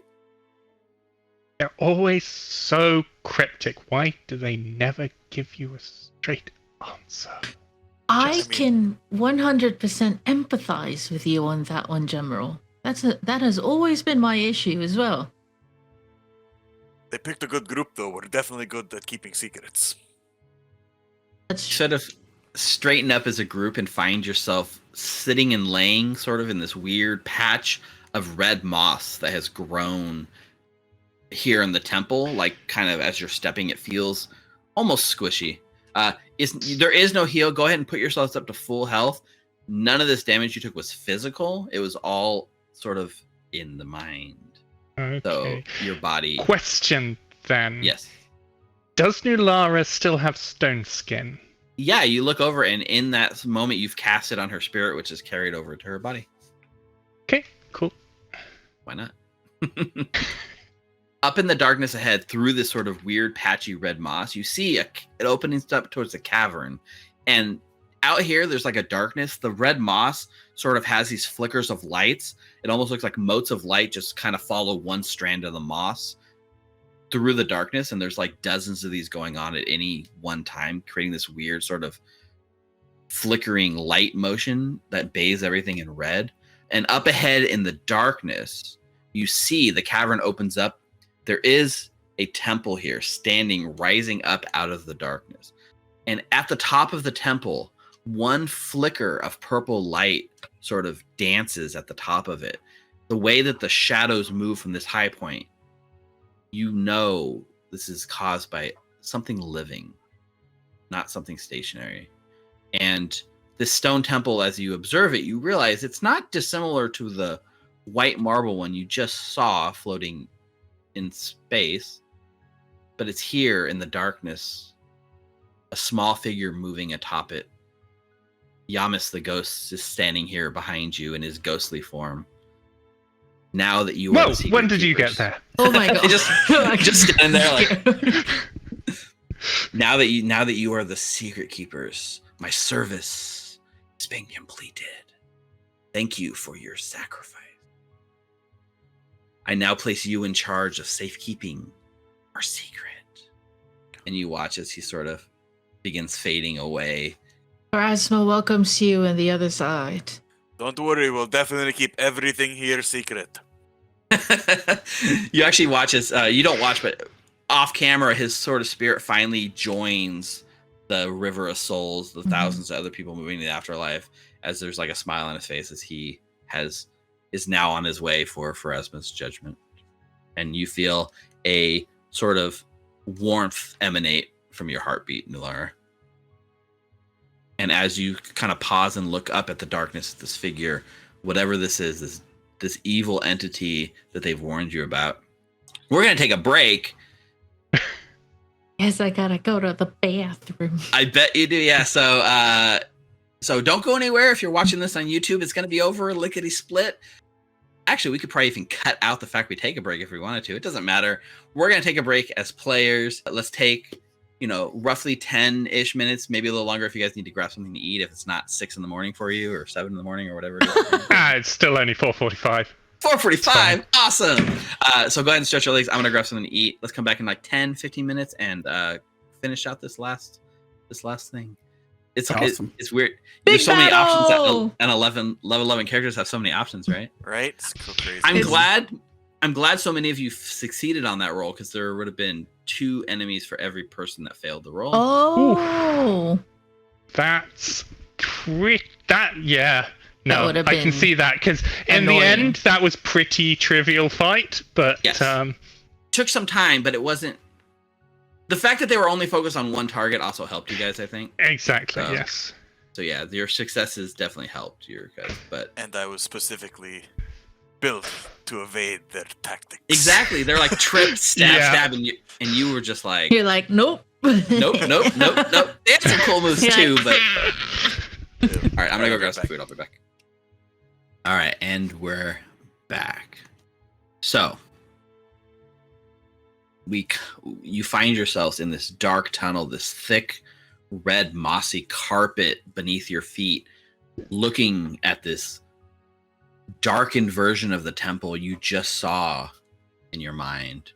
And every step brings you closer towards this secret kept safe within this temple. The large marble I wrote statue, but it's not a statue. This large marble temple. There we go. Woo, words. It's not even 5 a.m. for me. Looks like it's covered in dirt and moss. It's beautiful white, hidden by a layer of grime. It juts up from this cavern, shooting upwards from the red moths at its feet, the tendrils writhing at the ends, grabbing, consuming the temple. Flashes of lights come and go from within some of the strands, giving off an eerie glow. It stretches upwards, attempting to reclaim the entire marble structure. From the top, a single point of purple light emanates. Pillars obscure a clear view, but the movement of the shadows let you know something is alive.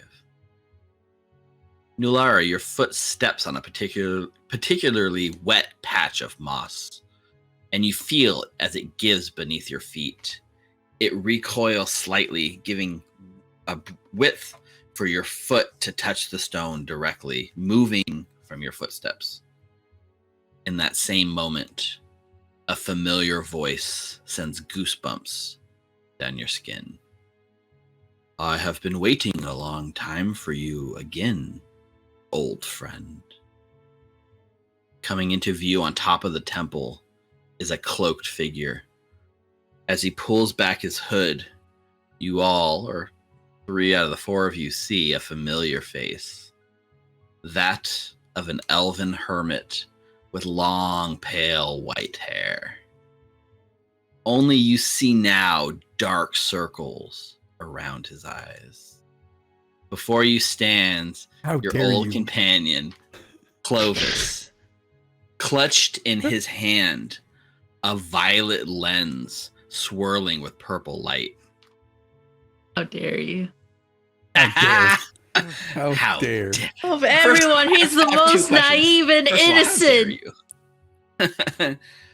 And Clovis stands atop this temple, staring down at you. You see in his hand a familiar lens. Not one you've seen before, but you've seen these sort of lenses before, and it swirls with purple energy that lights him up and lights up the top of this temple.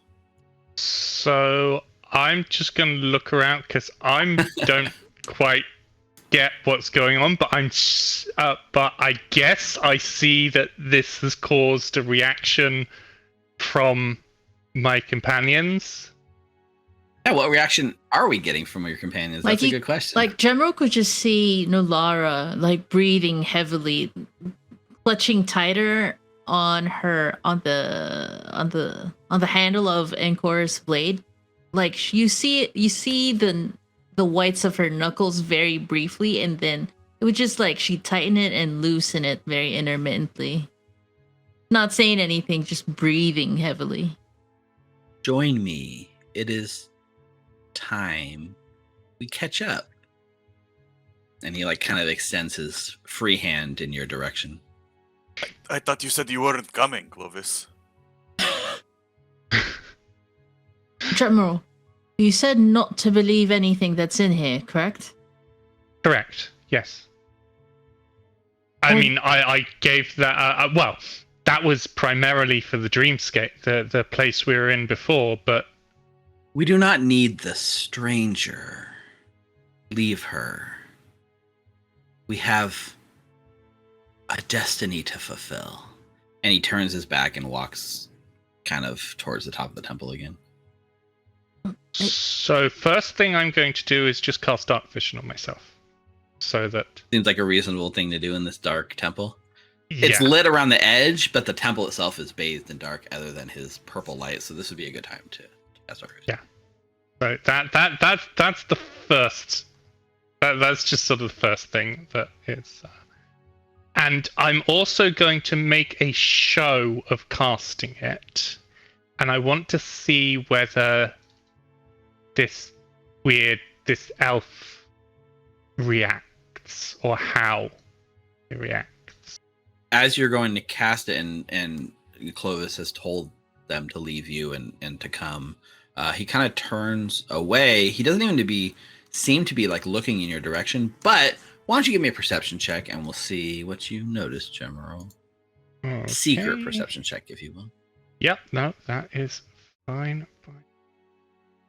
Mushi's definitely dead now if this is evil Clovis. Question marks. Question marks it is. You don't get the sense that this thing is even barely notices. You barely register on their radar. You don't think they're even looking in your direction or barely gave you like a passing Gotcha. thought. You seem Gotcha. to be an afterthought to them. Gotcha. There's no reaction as you cast a spell, at least. Okay. So how that's dark grand. is it in here? How dark? Yeah. It's well, pitch before black, other than these red mossy tendrils just kind of shoot scattered light every so often. And at the top, Clovis is holding this purple lens that's glowing some light.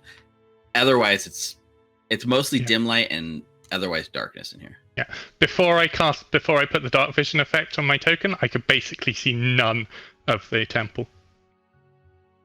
Yeah, so I'm going to drink a dark Itself. vision elixir. Okay.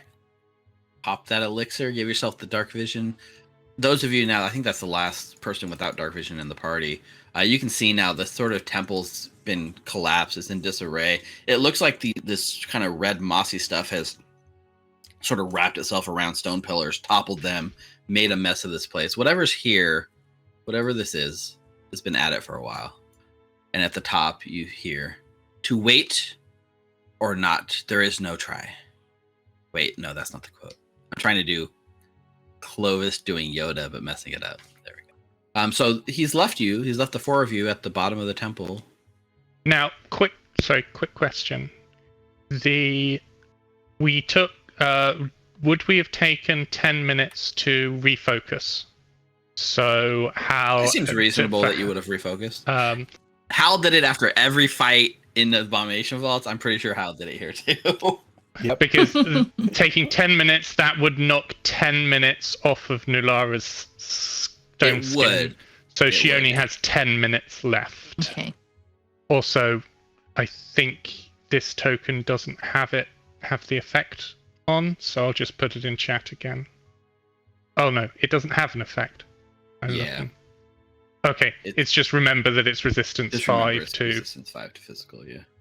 Every time it's hit by a bludgeoning, piercing, or slashing, reduce the duration by 1 Damage. minute. Okay. Yeah. Math and keeping track of stuff. Yay, my favorite part of our Games. So I'm just looking round at my new companions, a bit confused then, and I'll just whisper, do you know this elf? This person? Come on, Clovis. What are you doing? Like, why are you in here in this creepy place? I know you like that book a little bit, but did that book bring you here? What are you doing? Like, what secrets do you know, Clovis? That's Clovis. You know Clovis. Your mind is still closed. I will open it. Come. Oh. And if that's the case, I don't mind. Hal starts merrily making his way up the Yeah, hill. you see, Jem, as I pull out my notebook again and flip through it. Remember that person I was talking about that we went to the Gauntlight and then I fought the bird person and I went and met Nulara and Hal? So Clovis Vaguely. is that person that I went with. Okay. So he's- So and I flip some pages. This is him cursing, saying "fuck that shit." Here's okay. a picture of little Mushi, so cute. But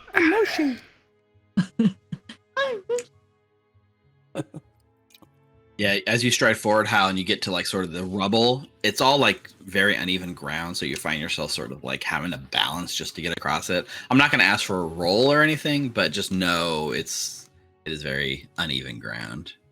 Clovis kind of comes to the edge and peeks down at the top of the stairs, sniffs the air a little bit. I can feel it. You've brought it, right? Yeah, Mukta's right over there.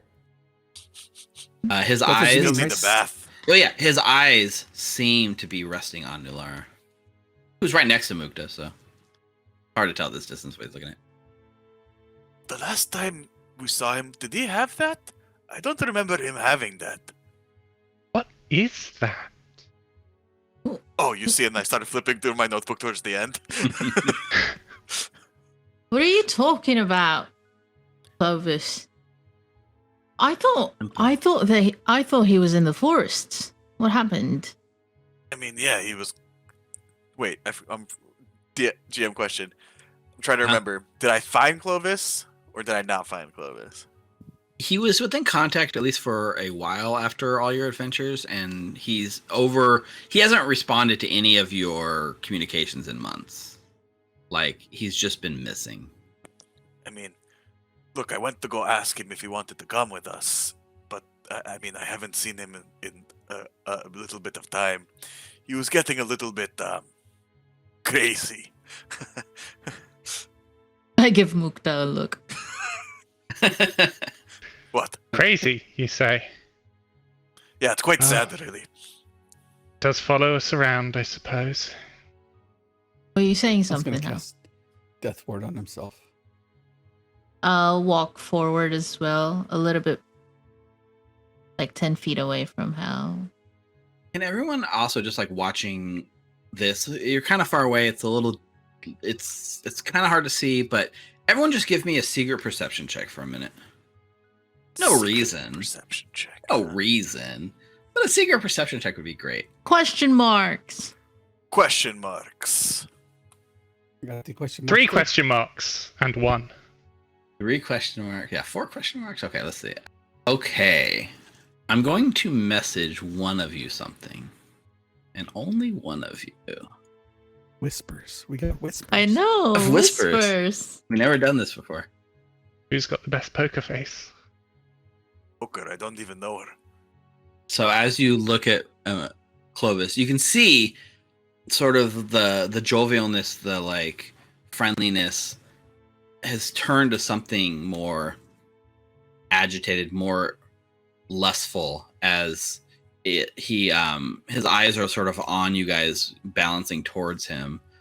You almost see him like literally like licking his lips in anticipation of you arriving. Clovis, my friend, it's odd of you to leave your forest. I mean, you fought so hard for it. And where is little Mushi? I mean, he wasn't so little last time I saw him. He was a little bit bigger, but Mushi has tired. He earned his retirement. do you mean So many tired? questions, friend. Of course, I mean, it's just so odd to see you away from the forest when, I tried to get you to go for drinks, we were going to go celebrate, Hal was mayor, and then, you were just always staying in the forest, reading the book, in the forest, reading the book. I don't want to go to town, it smells of people. Now I'm gonna ask them something.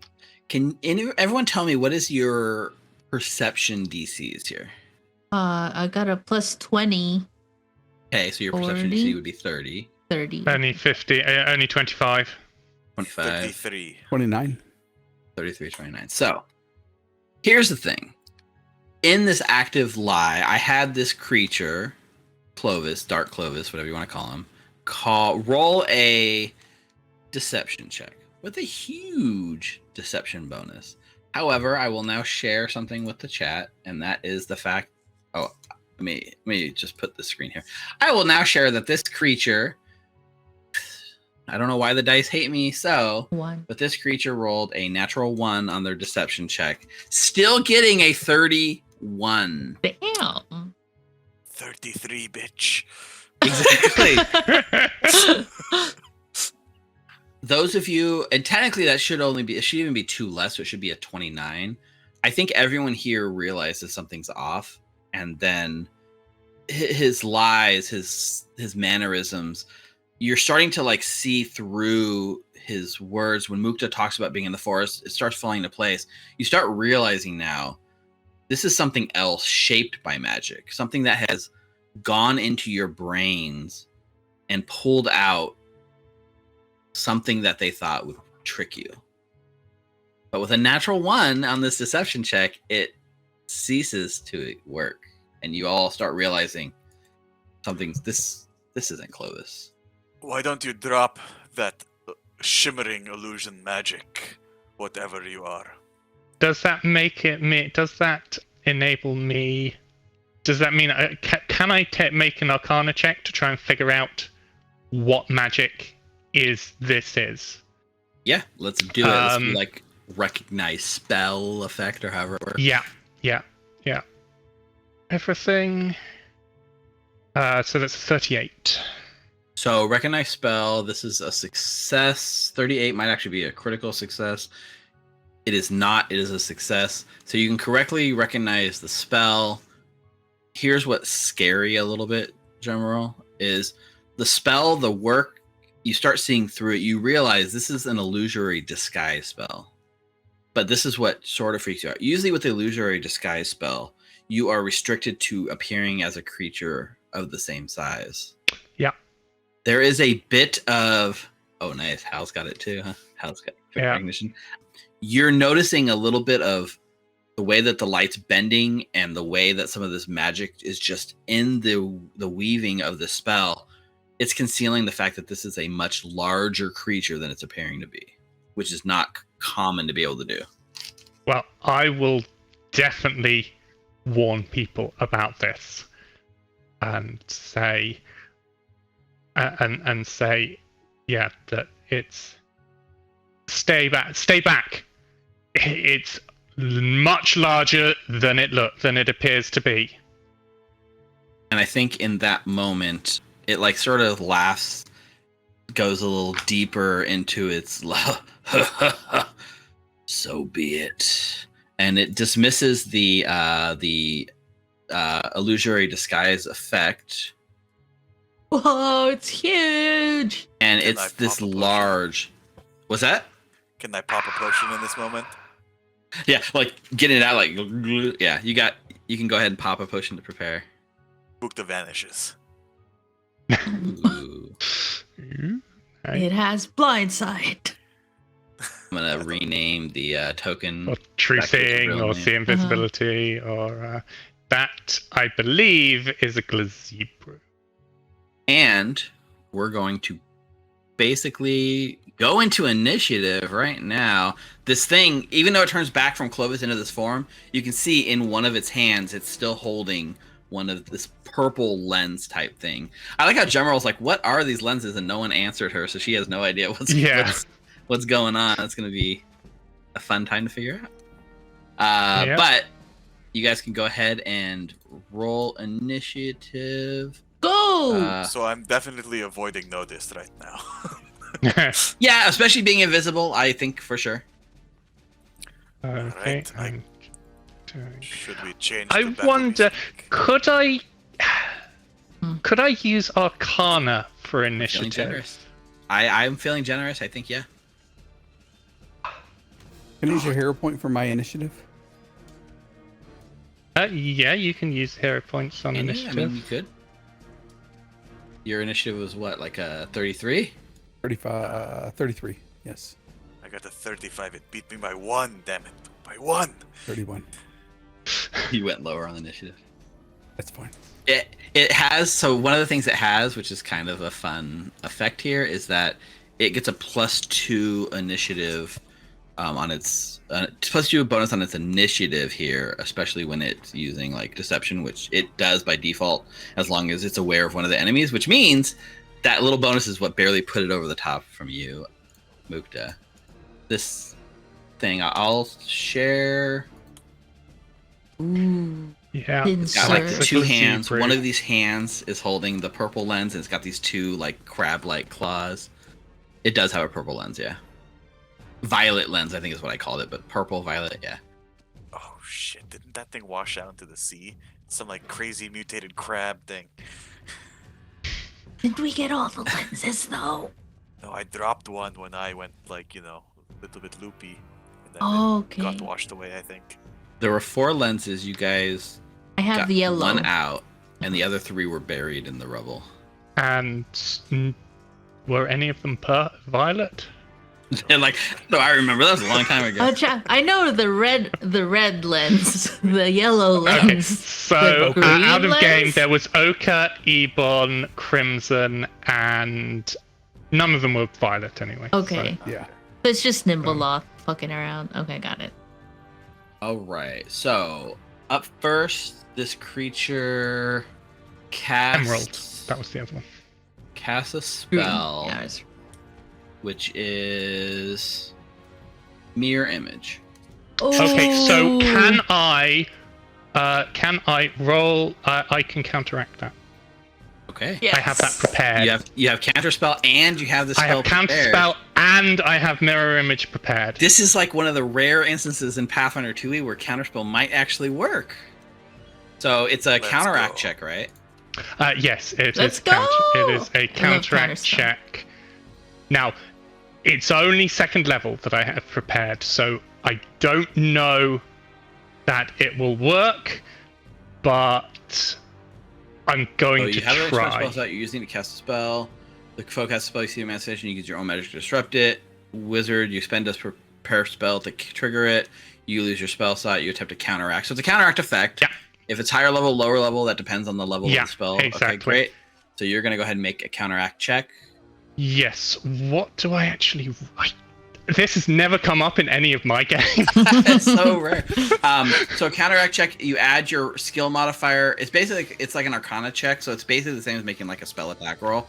So, you But can just it's an roll. Arcana. It's an Arcana check or a spell attack It's a check. counteract Because I have a check. whole load of bonuses to Arcana. Right. It's a check, but it uses the same bonuses that your spell attack would, but it's not an attack. If that makes sense. Okay, right. So if you're- I'm going to put telekinetic projectile in the chat so that I can roll this as That works. an attack. Is there? This is a probably a second way level. So this is 2nd level. Yeah, you can just Yeah. click on +21 on spell attack. Come on. Oh, right. Okay. I which did think not. Maybe that was. I think I did that. We both rolled the same. Yeah. I clicked it. Roll I 30. just No, clicked it in I your didn't sheet. click. I didn't actually click anything. Oh, so I did it twice. Yeah. I was just hovering. I'm like, "There's no clickable link. What are you talking about, Rick?" And then it's rolling dice in the background. It doesn't look like a Where's clickable my- link, but you can click it if you want. The +20 spell attack bonus you have, or plus I 20. Yeah. just don't see it. So under well- your spell, right at the top, right under wizard, it says +20 spell Oh, attack. under Just- spellcasting. Yeah, It's yeah. the +20. Gotcha. Just click that. it'll. Yeah, I roll see it. Yeah, it's weird. There I you rolled it. go. That is a 32. 32 Mod. targets the DC of the so it would be the spell DC The spell of the DC. target. In this case, the spell DC. So this is going to be a failure. Would you like to hero point it? I'm going to. Yes. Yeah. Let's just do Let's it. go. All right. Use that hero point. I might as well. I'm going to fail, I'm sure. But hey, Nah. because Mary that was a Chrysler. 12 originally. And there's a 10, so that's lower. Oh. Okay, so it's still a failure. So it says counteract the target spell if the level is lower. If the spell is lower than your level 2 spell slot, it would counteract it. it is not lower than a level 2, so it fails and the spell goes off. I am sorry. The one time in Pathfinder you can actually counterspell. Yeah, I mean the other thing is, I suppose that if I could, that was using my mirror image spell slot.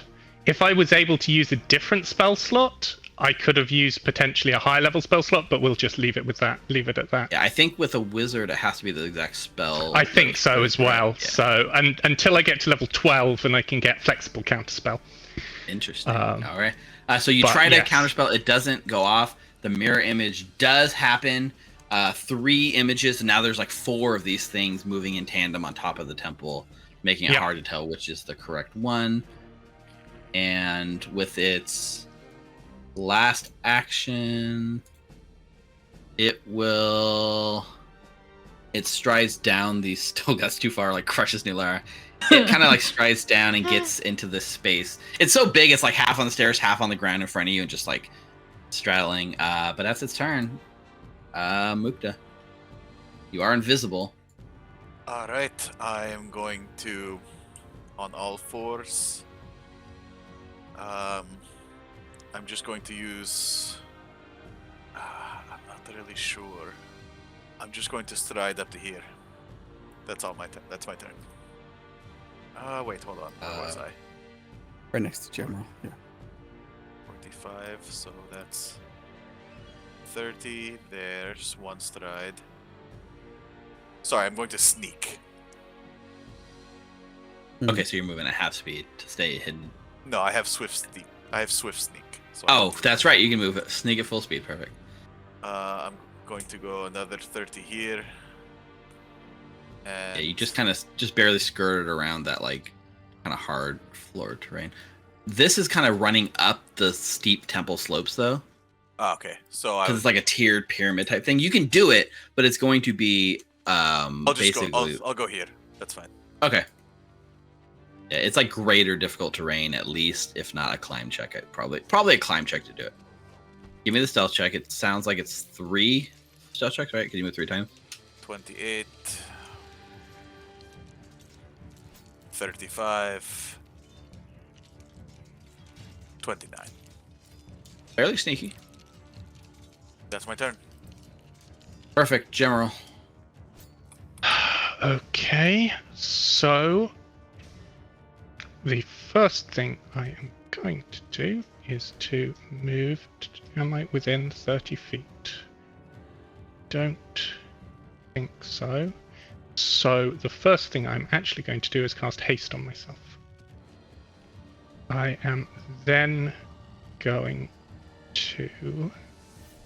So I get the extra thing this turn. So I'm then going to move up to here. You get the extra action Oh, right. at the next turn, right? Because Quicken gives you 1 extra action at the start of your turn. Oh, right. Yeah. So then I will just stride up to here. Okay.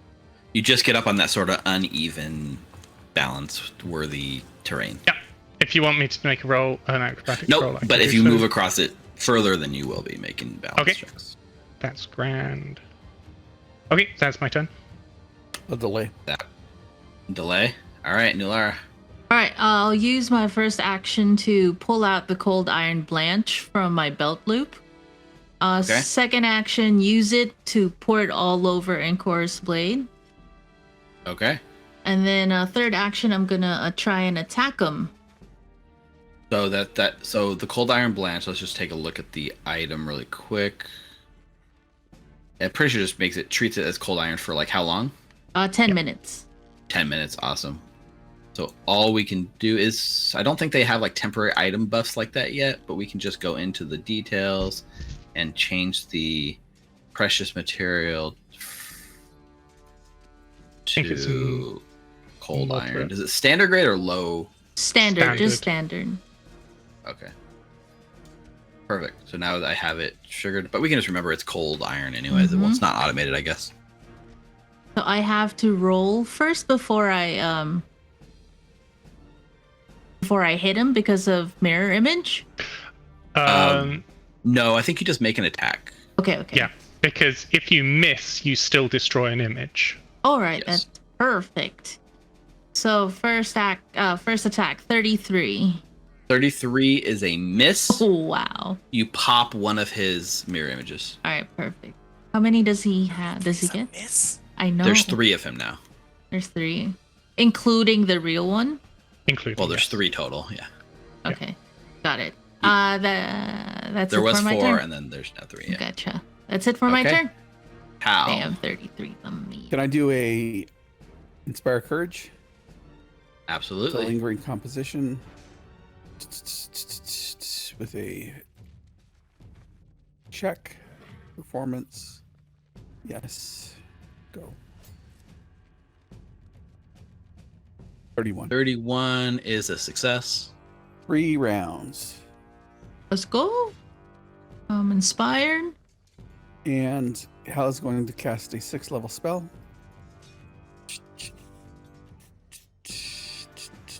Let's go, big guns right out the gate. Mm-hmm. Right. On this Alright. creature. Any spells cast on the target to spell out there in your home turn, the target must attempt a will save. Okay, perfect. So he makes a will save. Mm-hmm. DC 30 will save. That's a 5 on the dice, but it's still actually a 30 total. That's a hidden. That's hidden. No, I actually had it set to hidden. It's a 30 total. It has a +1 save against magic effects, and that's what puts it just Wow. enough to save. So on a failure, it still does something, right? It still does something. So it's on a success. Whenever target becomes affected by a spell with a duration, the target takes 2d12 persistent force. Each time it takes persistent force, it reduces the remaining duration by 1 round. Got it. And as a success, the curse persist damage should not end on their own. I'm trying to figure out. It's really So it lasts 1 minute, and okay. Wait, I'm reading it backwards. I do see because it's not. It didn't fail. It succeeded because it was its Yes. roll, not yours. Yep. So it's a success. Perfect. Okay. So 2d12 damage every time it takes. Anytime it targets a spell, it takes 2d12 persistent force damage. Interesting. A spell with duration. Yes. presumably that doesn't stack. But taking the persistent damage reduces the remaining duration of the spells by an additional round. We're good. That's interesting spell. It's very technical, but it is cool. You know, Hal's got something cooking. Mm-hmm. Right. This creature gets its turn. Mr. Potential right here. From here, it's got like a large pincher that reaches out past you, Nulara, and tries to target Hal. So this is a melee strike. Ooh, that's a 3 on the dice, but that's a 30, which is still a hit on 30? Hal. Jesus. Would he get cover from me? Not from a creature No. this big. No, he has too much blank space between you and it. So that's a 30. So that hits you, Hal. You're gonna take. So here's the thing: there's 25 physical and 4 evil damage. Hal is Good. chaotic good, so you do take evil damage. So you take the full 29 points of damage as the pincher grabs Hal. His second action is to literally use the grab to grapple Hal. So now Hal is held in place by this creature. And then in this like third motion, pulls Hal towards him 5 feet and uses captive rake and makes 2 more claw strikes against you. Now they are at map, but they both go at the same map. So that's a 3 for a 26, which misses, and a 11 for a 34, which hits. It's crazy. So you take 27 more damage, Hal. That is its entire turn. Mukta. I would like to point out that we've had the official epilogue already, so we can't die. That's true. We create some plot holes. Literal plot armor. Yep. We'll figure All right. something out. Alright. Shit.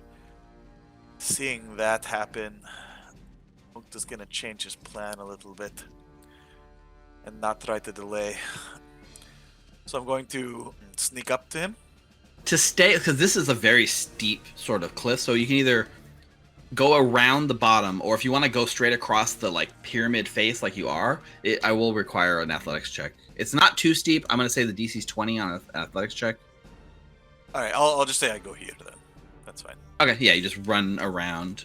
Yeah, I do like I would do like a wall run up and down it just for fun, you know, parkour. Parkour! Parkour. You got to yell it. If you yell it, it helps. But then he'll know Parkour. where you are. All right, so I'm going to make a stealth check. 33. All right, 33. So that's like a bunch of stealth checks in a row. Oh, shit! I don't think I could do this actually, because I can't quick draw and spell strike. Draw says quick draw is an action on its own, so that's why it doesn't combo yet. It's not yet. Shinakatami. I could. Guess I just have to draw the rapier, Okay. and that's it. Really, I'm just gonna wait. I'm gonna hide Stay here. hidden and wait. Yeah, Okay. gotta last one more round. Shit. General. Okay, so question, GM. Sure. I have a spell called Resilient Sphere. Okay. You create an immobile sphere of force to either trap or protect the target, blocking anything that would pass through the sphere. The sphere has AC 5, hardness 10, 40 hit points, immune to critical hits and precision. Disintegrate destroys the sphere instantly. If the target is unwilling, the effects of the sphere depend on the target's reflex save. If I cast this on Hal, what happens with the grab? Mm-hmm. So, here's my ruling because I have an answer. If there's a grab effect and there's an external force trying to affect that, which the spell kind of is because you're sort of trying to put it between Hal and the sphere, I would say you're basically making an escape attempt for Hal using your Arcana as the roll. And if you succeed, then the bubble would basically shield Hal from the claw strike. If you fail, then that's where I don't know, because Then I think I would. Oh man, what would happen if you fail? Can you put the spell in chat? I want to read what it yeah, says real quick. sure. Because I feel like maybe it has to succeed. Maybe there is no failure. When we're done with that, I have a question for you to plead on your mercy. Because Hal is willing. And essentially what I'd be doing is using 2 actions to cast it and then immediately dismissing it as my third action. Oh, okay, I see. Essentially spending my turn to get Hal out of the grab. Yeah, I will say what I will allow is this is basically I'll have you make the Arcana escape check on his behalf. If you succeed, then it definitely shields him off. His hand has to come out. If it fails, I think the sphere sort of just somehow includes the creature's arm and it's still grappled to Hal. You know what I mean? Gotcha. Yeah. So that is an Arcana check. Yeah, it's like an Arcana, not just straight Arcana, but it's basically like the same that we did for the Yeah. counteract check because it's the counteract using your Arcana. Ooh, 31. that's not Let's look at good. it's not great. It was a 7 on the dice. The grab DC, athletics DC, and the athletics DC of this creature is okay. It doesn't have an athletics per se. It's not trained in athletics, surprisingly. 0. Not 0, but based on its strength. So it's not trained in athletics, and so it doesn't have a good athletics DC. This is a success. Technically, it's Okay. a critical success. It's grand. There wouldn't be any difference. And then I'm going to spend my third action to immediately dismiss it. You're free from the graphs. That was awesome. Take a hero Can I point. tell him don't dismiss it? Sorry? You Can I can tell ask that. So yes, but you won't be able to do anything, and things like Inspire Courage will be, well, maybe not Inspire Courage, but you won't be able to do anything from inside.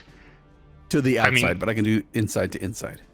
You can do inside to inside, so you can cast things on yourself, not a problem, while you're in there. And so, yeah, if you want me to maintain it, I absolutely can, because I would prefer that. okay, that's fine. GM. Yeah. Yeah, I will okay. say you also have. Don't forget you have your quick into action. Yes. And also, just to pause for a second, there was an interjection here where Mukta was pleading for something in the middle of this. Do you want to do that now or after? I'll his wait turn? for after. Perfect. Okay, it wasn't time sensitive. Perfect. All right, keep going, General. Okay, then I have the other actions, which will be to move to here. This is sort of over that uneven terrain because we've kind of got on it last turn, so this would be a balance check. Yeah, so that's fine. Balance is a This is skill. Probably not Acrobatics. the balance to see. The DC of this is only 20. Oh yeah, 33. It's critical success. You can move your full speed across it. Yeah, so basically I'm getting to here. Okay, so then I'll get to... Don't want to be within reach of this creature. Mm-hmm. So I'll get to here, and then I'll set up my protective ward. It won't affect anybody yet, but except me. But it will grow. Perfect. All right. Now, Mukta, now is your plead. All right. So, Mukta would definitely know that he wouldn't have been able to spell strike and quick draw at the same time. Reasonable, yeah. I had enough movement to get to here with just 2 actions for my first round, instead of going up and then back down, right? Got it. Could I have said Okay. I just went up to there for my first round, and then my second round I didn't have to then stride? So you want to rewind time so that you had one less action needed so you could... So I could draw my rapier. And then spell strike. And then spell strike. Let's do it. I'm feeling generous. Thank you. So, I draw my rapier, which is already drawn in my sheet. That's fine. And then I will spell strike. Okay. From the hidden condition, from the invisible, from all of that. So that he is flat-footed? He is not. For a reason. He can't. Probably got some sort of true seeing or see invisibility. Mm-hmm. Interesting. Alright, so... However, this has told us that, so... Yes. True, yeah. Yeah. He made an active counteract check and beat your invisibility potion DC, so he is fully aware of you and your invisibility, but Mukta wouldn't have any way to know that. No. So I'll make the strike first. He's just not flat-footed. That's fine. Come on, let's get a high number. If there's a chance for a crit... You got this. Oh my god, that's the opposite of what I said. That's the Did you opposite. have opposite. a hero Using a hero point. Okay. Yeah, reroll at the hero point, please. Come because on. you begged me to get your attack, and now you're getting natural 1. It's not going to stand. Flip it to a 20. Do it. Oh, so close to that 20. Uh-huh. So Alright, close 31. to that 20. Wasn't targeted, but a 31 is a miss. Yeah. So your strike goes out, pops another one of his mirror images. But I think he's lightning bolt. Hmm? I have expensive spell strike. Okay, wait. Lightning bolt is like so how does that work with a save spell on an attack? It's like if I cast lightning bolt as well. I think. To read it, it's been a while. All right. In a while. Yeah, because this is a spell strike thing. You have the feat that lets you do save spells, right? Yes. You can target when you cast a spell. It doesn't have a spell, but it works in the following ways. If your strike critically fails, the spell is lost with no effect. So if Didn't I didn't critically critically fail, right? So the lightning bolt still goes off. So yeah, it's still a lightning bolt spell. Absolutely. Yeah, awesome. I love it. That's cool. So you hit one of his like mirror images, but still a lightning shoots out of your blade, your rapier, through the creature. He has to make a reflex save. Mm-hmm. Straight past. I guess that's perfect. You went to there because it's gonna just miss Hal and Nilara. Oh, that's cool. Flex Yeah, that save. is dope. It's a 38 is a success, but it still takes half damage. Boom. This is where you roll 4 ones, right? Yeah, right. Ooh. All right, still takes 11 points of lightning damage. Now, this does not trigger the ward that Hal put, right? It's not. No, because it's an no instantaneous duration. effect. Yeah. Yep, So perfect. Mukta suddenly appears with his rapier, and the blade is just crackling with energy. And I go to strike the creature and miss, but then the lightning bolt just shoots out and sears. Does That's your so cool. invisibility stay, or is it a one? No. Once you No. attack, it goes away. Oh, it's done. This isn't like greater invisibility. Okay. No. All right. Time has rewound and undone itself, but we're back to Nulara's turn. All right. So Hal is inside the sphere, right? Yes. All right. Could I kick the sphere backwards around like 15 feet? Just so that he, like, right here with an athletics check. I'll take a map for my next attack if that's. Yeah, this would be a shove. You're basically shoving Hal. Yeah. I'm trying to scroll back and look at the spell. Is the bubble listed as like Football. completely It is immobile. It's immobile force. Not that Nulara would know that necessarily, but this sphere is anchored by magic to be immovable. So, like, in order to even attempt it, which is bending the rules of the game, you'd be targeting generals. Like, it'd be like a super crazy hard DC over generals arcane spell DC.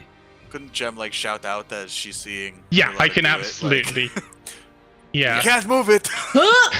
Yeah, You can't! as you're about to do that, I will shout out. You can't move it. Stop Oh! there. It's protect. Don't worry. It has. Okay. All right. I will hit has- Glazarbu then. I'll just get rid of his mirror images. All right, he still has one. There's two Two of him, more, so one yeah. mirror image. Oh, two of Go him? ahead. Oh, yeah, because of the spell strike. Okay. He has him and one mirror image. So a 37 will hit. Mm-hmm. Let's see. 1d6, a 1 to 3, and it hits the image, right? Yeah. Pop Yep. his last image. He goes down to just himself. All right. Map attacking. Okay. That would be a 29. 29 misses. Okay. Yeah. And then, yeah, one more map attack. Why not? The last one. The last one worked out great. Yeah, that's a 31. 31 is miss. But he's out of mirror images now, right? Yeah, he has no Yeah. mirror Okay, images perfect. left. You popped them all. That's it for my turn. Okay. Hal. I was going to cast Lay on Hands on himself. Okay. 37.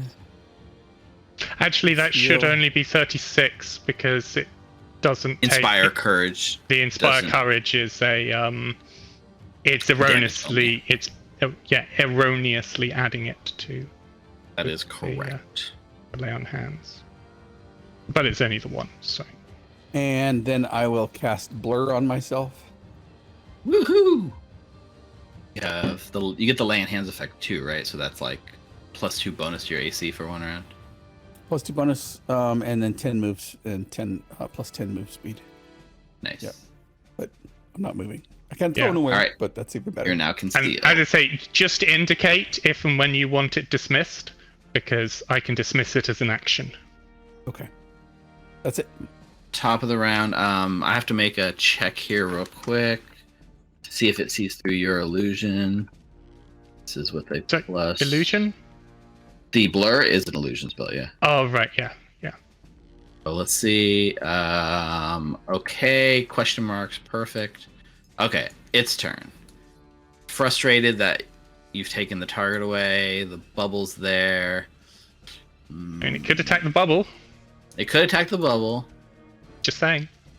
Looks at Nulara and does starts using like the free hand it has, and it's casting a spell that has a somatic component. This does give it a manipulate action. This would I trigger an will- opportunity attack if you'd yes. like to take it. Of course. Go ahead and take it. That is a 31. 31's gonna miss. I would like to use a hero point for that one. All right. I can feel it. Use that hero point. Come on, let's do Morale it. up. Let's go. That is 28. That was worse. We got the roll. All right, change the dice, people. Change the dice. We need to Okay. roll above a 10. It's casting confusion Oh boy. on Nulara. So Nulara, can you make a will save? So you can click the will save button there. It's a DC 34 will save. I have course. another hero point. That's a critical failure. So yes. So I rolled probably a good that you 24. use it. Yeah. So I would. 24. What the fuck? 21. I haven't changed my dice Should have yet. changed your dice. So Nulara, you are now confused For for a minute with no way to end this early. No save. No save to end it early. Yeah, you would normally get a save at the end of each of your turns. However, if she takes damage, she still gets a save. Yeah, that's built into the confused effect for sure. Yeah. What is confused? Each time you take damage from an attack or spell, you can attempt the flat check to recover. So the sort of thing hits your mind, right? And you get confused for like a minute, and like reality kind of shifts. You look up and you can see Clovis standing in front of you, scared, and you look around, and Dark Mukta and Dark Hal and Dark Nulara, or sorry, Dark General. I guess technically Dark Clovis is there too, because he's not a friendly. Everyone is like equally scary to you, Nulara. Okay. You don't know what's real and what's not. Everything's out to get you. Your targets will be random every turn. Gotcha. That's 2 actions. And then with the third action,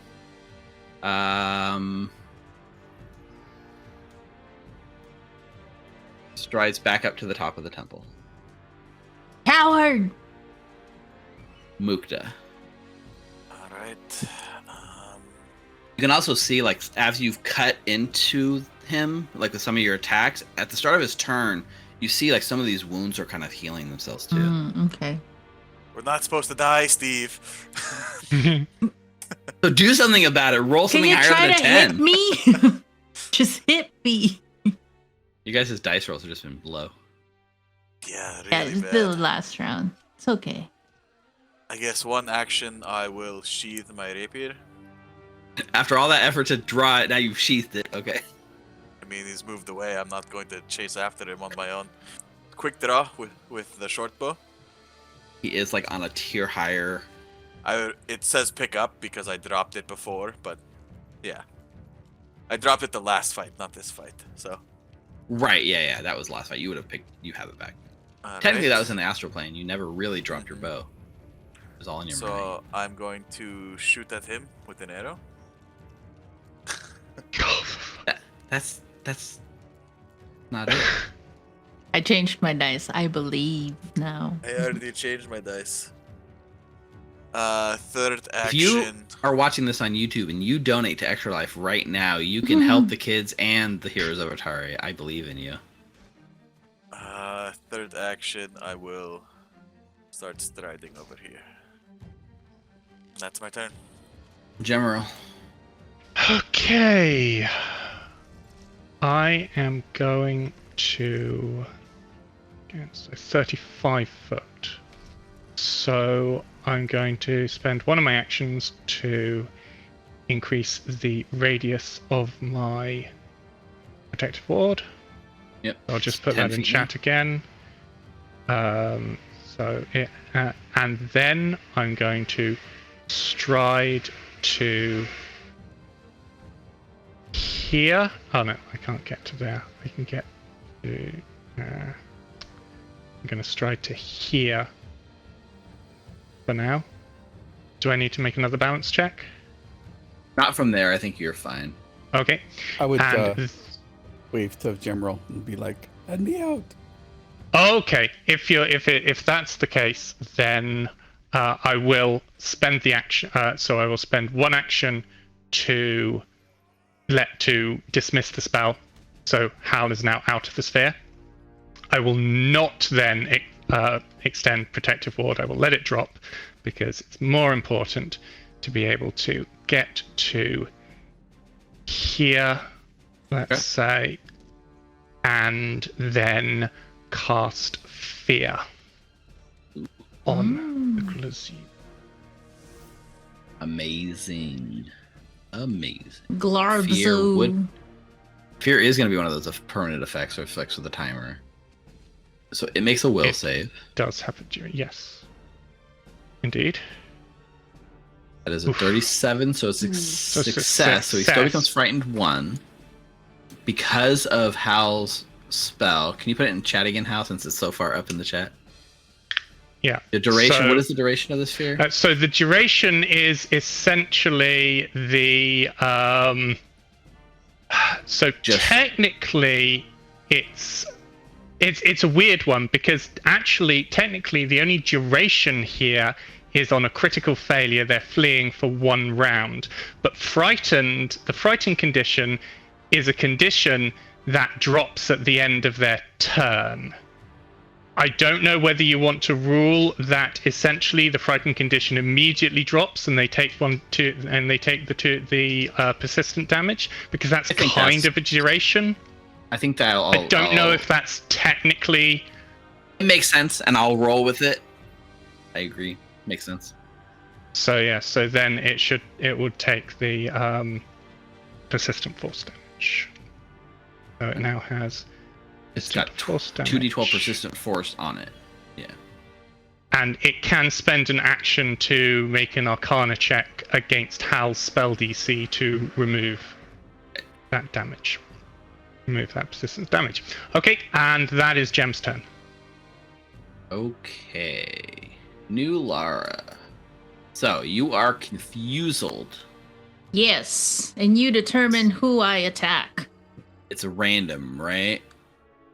I was looking at it. It says you. The targets are determined randomly by the GM.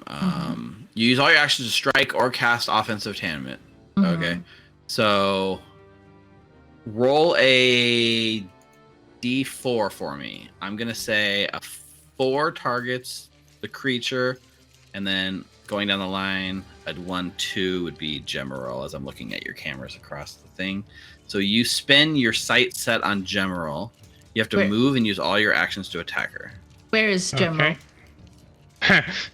I'm behind the thing. All right, so but that's I 1. do not have the protective ward because I dropped it. Okay. Yeah. So you run action to run right at Gemeril, and you see like this dark version of Gemeril there, and you hack at her. So second action is an attack, target Gemeril, and do an attack. Of course, now it rolls above. Critical hit, yeah. 10. Of course. Yeah, so That's go what ahead and roll happens. critical damage. Oh. Do you have anything you can do to help that, Gemeril? Nope. Nope, okay. No reactions. I mean, if I'd raised the shield, if I'd still have protective ward, but there's a lot had that to could spend that happen. action. And now she's also flat-footed for my next attack. 36 points of damage. You're flat-footed until the start of New Lara's next turn. And your third action is another attack, New Lara, with the map. With a map? Yeah. That'll be... I'll just take that damage. 36 is a hit, but not a crit. Almost max damage on that roll. Jeez. So 32 more points to damage, Gemeril, as New Lara just starts carving into you. Someone hit me! There is no save at the end of your turn, unfortunately. Nope. Hal. I would like to cast a spell on the creature. Okay. That spell is going to be Tasha's Hideous Laughter. Okay. Do you have to tell it a joke? Off-brand hideous laughter. I don't think so. I don't have a bad joke. Do I have a bad joke? Well, it's a critical success, unfortunately. What does the cat cowboy say? Giddy up. That's a good one. But no, it critically succeeds, so it doesn't know what a cat or a cowboy is, and it's not affected by your laughter. I think you have one more action. Yeah, I have one more action. I will cast shield on myself. All right, this is looking rough. All right, some of its wounds heal itself. It gets another turn. It like feels this persistent damage that's on it, and it like really is like annoyed at this. It's going to cast a 6th level Dispel Magic targeting that weird spell you put on it, Hal, whatever it was called. Spell rack. All right. Yeah. So it's going to dispel magic, a spell on itself for 2 actions. The total of a 42 check, which is... What's your spell DC, Hal? Is it under 42? 30, I think. God damn. 51. So it dismisses that from itself, so the spell rack is gone. I think... Technically, I don't think that removes the persistent damage. I think it I don't know. I mean, you could get it to just. It might need. I think it may need to make an Arcana check. Yeah. I think the damage stays because that's a separate effect that's now applied to it. And for its 3rd action, Yeah, it could make the Arcana check, but I'll try It if it had could. Arcana. it doesn't. It would be a terrible check for it. I think it. Okay, it just has nothing great it can do. I think it looks at. Oh, Nulara is over there. I think it looks down at you, Hal, and snarls and tells you you're going to spend an eternity suffering at my hands, and it's going to intimidate you. Doing a demoralized check against your will save DC, but it's a 31. What's your will My DC? will is 29. Okay, so it succeeds, so you become frightened 1. Okay. But that's its turn. And at the end of its turn, it takes 16 points of force damage, and then the persistent effect falls off because it rolled a 15 on its recovery check. Mukta. All right. Does it fall off? Because it says only a successful Arcana check can help the target recover from the percent damage. The persistent I think the persistent damage lasts as long as the original effect would have lasted. It was the 1 round, right? As well, and it's only a 1 round. So it was only a 1 round effect anyway. Yep. Yeah, it would have only been 1 round regardless. So yes, you succeed, and it also drops. Yeah, it is weird. It's called persistent damage, but it has its own special rules, right? Because it says persistent damage is after 1 minute. But the curse... Yeah, okay. All right, we're good. Kind of a weird interaction. First action, I'm going to shoot the creature. Yeah. Okay. 37 There is we a hit. go. A hit. Bring it around. 12 points of damage. 12 points of Damage is damage. Tickles it. Second action, I'm going to take a map attack against Nulara. Okay. Technically, you were targeting it and not Oh. Nulara, but a 26 will miss her AC. Nulara, your fears are founded because Mukta's trying to kill you. Yep. What's Nulara's AC? 30. Third Is that with action. your shield raised or lowered? That's just Lowered. normal. Yeah. But I'm That's flat-footed though, so it would be 28, but it's 26. Good point. Still miss, Yeah. yeah. And she's no longer affected by Inspire Courage. No, Oh, she's- it's a different one. Yeah. But I guess that's a question, right? Is she inspired? Is she affected by Inspire Courage? It doesn't affect AC, only defense. Inspire defense. No, yeah, but for her offensive rolls, it might matter. It would have mattered for that crit. Only allies. Yeah, But she's still technically our ally. yeah, Just confused. yeah. Do I take So another map? third It's action, Mukta. Probably not worth it. I'm just gonna cast shield. Shield up. It's my turn. All right, General. You guys, this is not how I thought this fight was gonna go. It's tough, but We got this. You know, this happened before, and then we rolled 3 natural 20s in a row. true. Okay, so can I step away? Uh-huh. Please. Now, you're pretty well versed in magical knowledge and stuff like that. Mhm. You would probably understand that a creature under the effects of a confusion spell or the confusion effect don't have reactions. Hmm. Oh. Okay. I think, right? No You reaction. can't delay, ready, or use reactions. Yeah. She's Yeah, just like yeah. kind of in this blind rage. Okay, so She's then not I her can. careful So self. that's good. So I can use my extra action to stride, and it would be. You're doing their wall run too. Right around. Yeah, that's a good point. I think I'll just It's fine. move You can up get to around it. here. Yeah, no, I think I'm going to move up to here Okay. instead, and then I'm going to cast Daze on Nulara. Okay. Dazed and confused. Yep. All right. That's a will save for you, Nulara. I failed. That is That's a failure. failure. So you take 14 points of non-lethal damage. Okay. Now make a DC 11 flat check, Nulara. Flat check.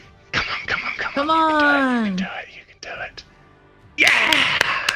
Woo! General But I'm also smacks stunned you. though. Yeah. No, yeah, you're not stunned. Oh yes. No, yeah. I don't think you're. Good That's only now. on a critical failure. Yeah, you did not get critically failed, right? Yeah. So you're So not you just stunned. took Let's 14 go, points of General! non-lethal Let's damage, go. Let's and go. you're Turn it back. around. And Let's then go. I'm going to cast. The daze like literally shakes you back to reality, and you realize these are your allies. I'm so sorry. And then I'm going to cast a 1-action level 4 heal on myself. Because I'm a wizard that can cast heal. Wizard heals. Nice. Only 16. But Except hey. for ones and it's- twos. Yeah. But hey, it's something. All right. Okay. Nulara, you get your full regular turn. Yep. This would be considered difficult terrain, correct? So it's technically more than that. It's like a climb up the A pyramid. climb. Okay. You Oh. could make it. You'd make an athletics check as a climb. It's steep enough that you're not really climbing with your hands, but it is sort of like it's like trying to run up it. So yeah, that I would be- do. I'd spend. Hang on. It's been a while since I used this action. Been a while. So I would. I'll spend 2 actions to do. Nah. Oh, I'll sudden charge. stride. Yeah, but I'll just stride here. So no going up the stairs is difficult terrain. So you would Yeah. go make it in 1 stride. Right? Sudden so charge. it is then. worth using. Yeah. Sudden charge would Yeah. work because you get 2 strides, right? Right. Yep. Perfect. Okay. Sudden so charge with works. Encore's blade, that would be 34 to hit. That hits. Perfect. All right, that is 28 points of You're slashing doing damage. good damage rolls. Also, 28 points. You also Cool. have the cold iron, so it actually takes 10 extra damage. It takes 38 Let's points of damage. go! One As you carve into more. And then I'll take a map attack. Okay. So that would be. Why do I have a -1? Anyway. 27. 27's a miss. Okay, that's it for my turn. You do want to. I will say you probably want to put Inspire Courage back on because I think you took it off, and that's probably 1 more damage on the creature too because of Inspire. Oh, okay. I'll add it back. Thank you. Yep.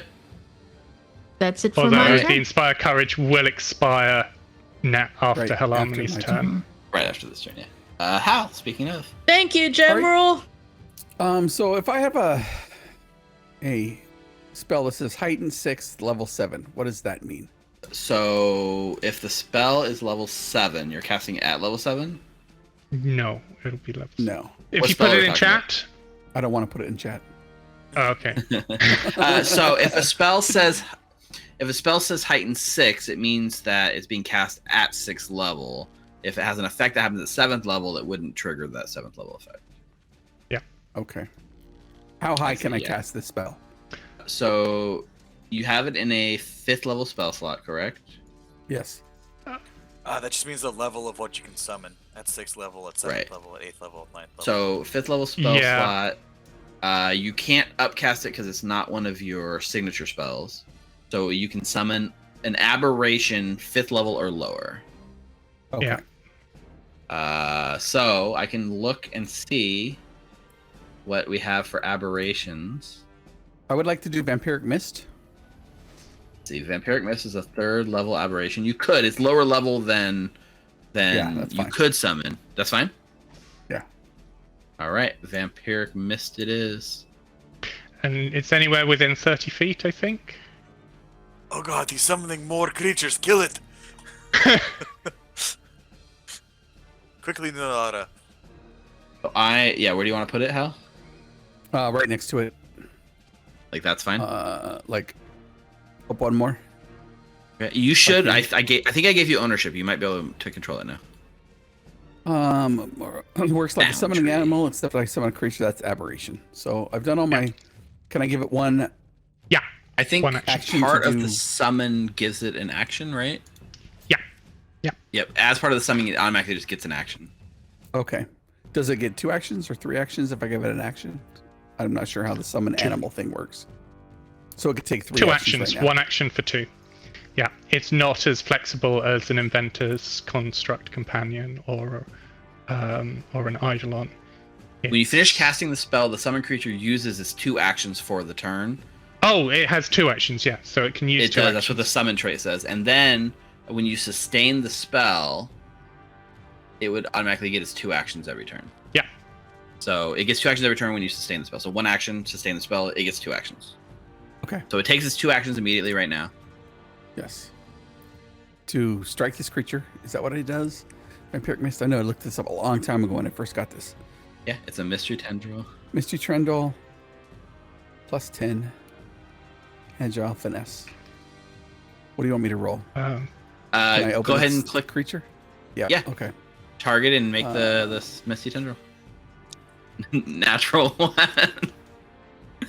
It just like the mist sort of like tendril glances off of the thick skin of this creature. 19 is not going to do anything. Okay. 19 critically misses. And then for my third action, That was 3 actions, unfortunately. Summon is a 3 Summon action spell. entity is a 3-action spell. Yes, that's correct. yeah, that's right. All right. Right.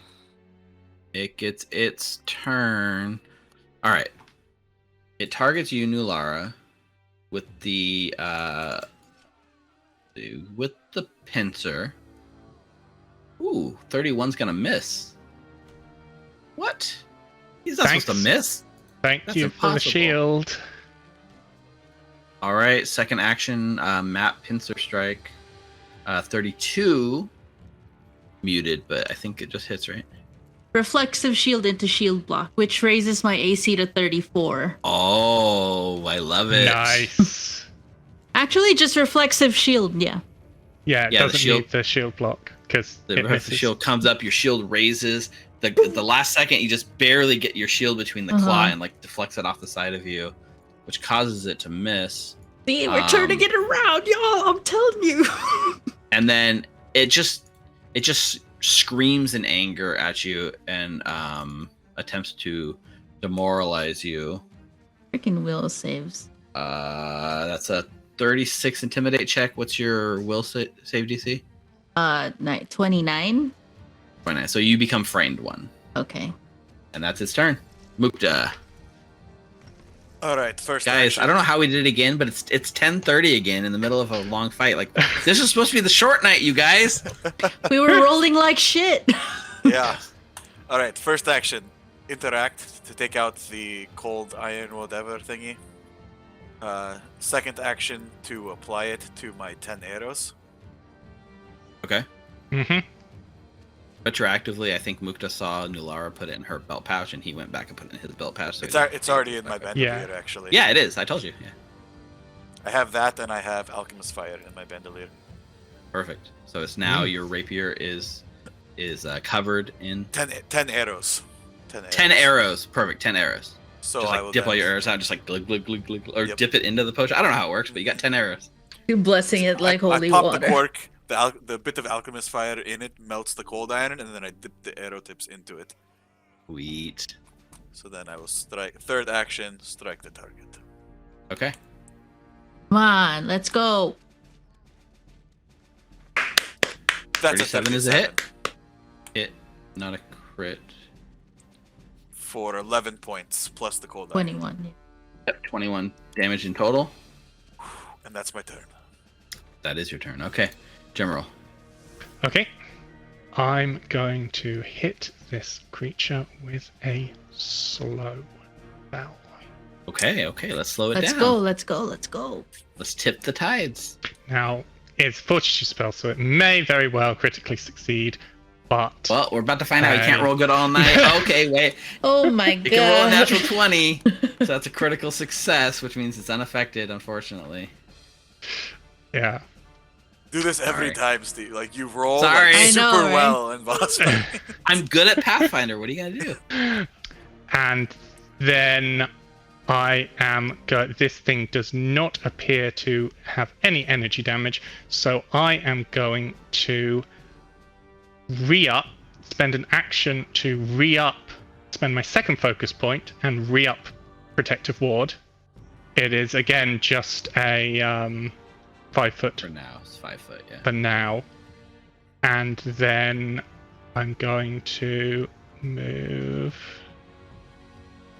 Okay, and that is my turn. Okay. Nalara. All right, attacking it with Encore's Blade for my first attack. Are you technically flanking with the Vampiric Mist at the moment? Would I be? I don't think it is because it has to be on opposite sides of the token, I believe. I don't know, because I think with a large token, maybe it just needs to go through the center of one of its squares. I mean, it should automatically calculate it anyway. If It is. should. So, I mean, the system does should. Even from here, though, it's not going. as through long any of as the center Vampiric squares. Mist is marked as an ally. I can set it as Its alliance is currently to party ownership, so it is listed as an ally. So let's. Then it might not work. Then if It might it's work, it might not, flanking, yeah. Then if it's flanking, it will take into account. Otherwise, I mean, Yeah. there are flanking positions available, or are there? Because this is the edge. Can somebody actually stand on those squares? Yeah, I think so. I think there's enough to stand. Cool. Just asking for the future. Will it be difficult terrain for me to do that? No, I think you're good. All right, perfect. I will stride so that I could get into position. And then I would I would attack it with Encore's Blade. That is a 34 again. It did calculate the flat-footed condition. 34 is a hit. Ooh. All right, that would be, they would take, 21 points of damage Plus 10. plus 10. 31 in 31, perfect. I'll take a map attack. 35 to hit. total.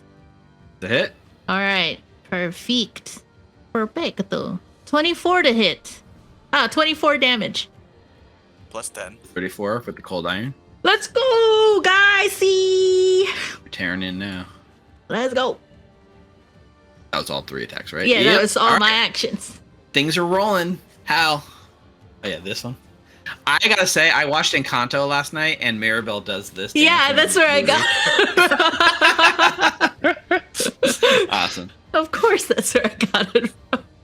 Got it. Perfect. All right. I will sustain the creature. Okay, so it gets 2 actions. So it'll attack this beast. I'm thinking I picked this when I was super lower level. But Maybe. But it gives a flanking buddy, so... That's true. 25 is a miss. I got a crit with this thing. Basically, yeah. 11 is a critical miss. All right, you still got 2 actions for yourself. Cast, since I heard it say stuff, I want to do biting words. Okay. Bring it. And I will attack it as part of the... It absolutely understands you, yes. That's 31. Shit. 31 is a miss. Even with Calicot's blessing on you. Yeah. All right. At the start of its turn, it's getting cut, it's getting wounded. At this point, Nilara, you watch a familiar sort of watch as you see it kind of fumbling with the lens in its hand. It is attempting to activate the lens it's holding. Attack of This opportunity. is an interact action. This does trigger your attack of opportunity. Feel free Come on, to take crit. it. Am Come I on, crit. still frightened? It would have gone No. away at the end of your turn. All right, so I'll just add a +1 to this one. I can just take it off like that. You're good. Oh, okay. Oh, but I have one more hero point. Okay. Send it. There's no one in chat to give you hero points. Come on, I know, that's but 20. for some reason I know. thought No, it no, would I be know. an- I'm just saying. You know, I'm gonna go into our chat right now. and redeem 34. It's a hit, but not a crit. It's a hit, so it doesn't disrupt the action, unfortunately. It's all right. but- We're damaging it. 24, 34 points of slashing everything damage. All right, that's a lot. It's looking really hurt. It does manage to activate the lens next. So you watch as it's holding the lens, and the purple like mote that's inside of it flickers, and it kind of roars and lets out a scream as the purple essence leaves the lens and goes inside of it. As it does, you can see all these wounds you've cut open, Nulara. You can see also now it's got thick black tar for blood that like smells disgusting and even like drips and like sizzles when it hits your blade. As it does this, the blood begins boiling even more, and the scent of like disgusting boiling tar enters the temple, and you watch as the wounds start like bubbling, and then a lash of an emanation shoots out from this large creature. It's a 5-foot emanation. I need Nulara and the Misty Tendril to make fortitude saves. Question: if I give Anita a hero point in chat, does that go to Nulara? That's a 35. All right, it does not. I mean, it's still probably a failure that just upgrades it to a success, but still. Yes. It is. I also get a critical success because And of Nulara Juggernaut. gets a critical success. So Nulara, the thing passes through you. You take no damage. Let's see, this item. It is unfortunately just upgrades it from a failure to a success for the vampiric Vampiric mist. So, yeah, it's gonna take a little bit of damage. 50. Half Has this. to now, this mist has to survive now at all costs. Right. 4 damage to the vampiric mist, and as the wave passes through Nulara, unaffecting her, passes through the mist, and almost like as it passes through, you watch as it collects some of those blood droplets from the misty tendrils of this vampiric mist, and then it like comes right back into itself, pulls the blood in, and it heals all the damage it just dealt, which is only 4. Yay. And then the blood It's still continues to up. boil, and it looks now that it's healing itself faster than it was before, because it had a fast healing effect on it, and this is boosting the fast healing that it had. So that was 2 actions to invest in to do that. Kind of underwhelming, all said and done. And then in anger, targets Nulara with its pincer strike. This time it's a 41, which is a hit, but luckily not a crit. Same things. Reflexive shield into shield block, and I'm gonna do an aggressive block with this one too. So he either goes back 5 feet or takes a flat-footed condition. Yes. And I don't know that it can go back 5 feet because of the So flanking. The vampiric mist. Yeah. It's not incorporeal, so it is literally blocking it. It goes flat-footed. All right, damage for Nulara. Whatever your shield hardness is going to reduce this a bit, so you can do the block. Do the aggressive looks block. like- Yeah, you and your shield will take some damage. I Block have faith in you, Foundry Des. damage. There we go. Yay! The system's smarter than us. Yay. So Dorf's 10, 15 gets through to you and 15 to your shield. Mhm. But that's its whole turn. Mukta. All right, I'm going to shoot the creature. It's Yes. flat-footed, Yeah, correct? that's just flat-footed. Mhm. It is flat-footed Yes. thanks to Nulara's aggressive block. Thank God. All right. Merry Chrysler. Come on. Oh my gosh! Let's go. That is a natural 20. Fritz in YouTube chat. Let's go. See, I told y'all. Let's roll some massive damage here. Come on. Ooh. 50 points. Technically, 60. Plus 10 60 more. points. 60 Mhm. points of damage.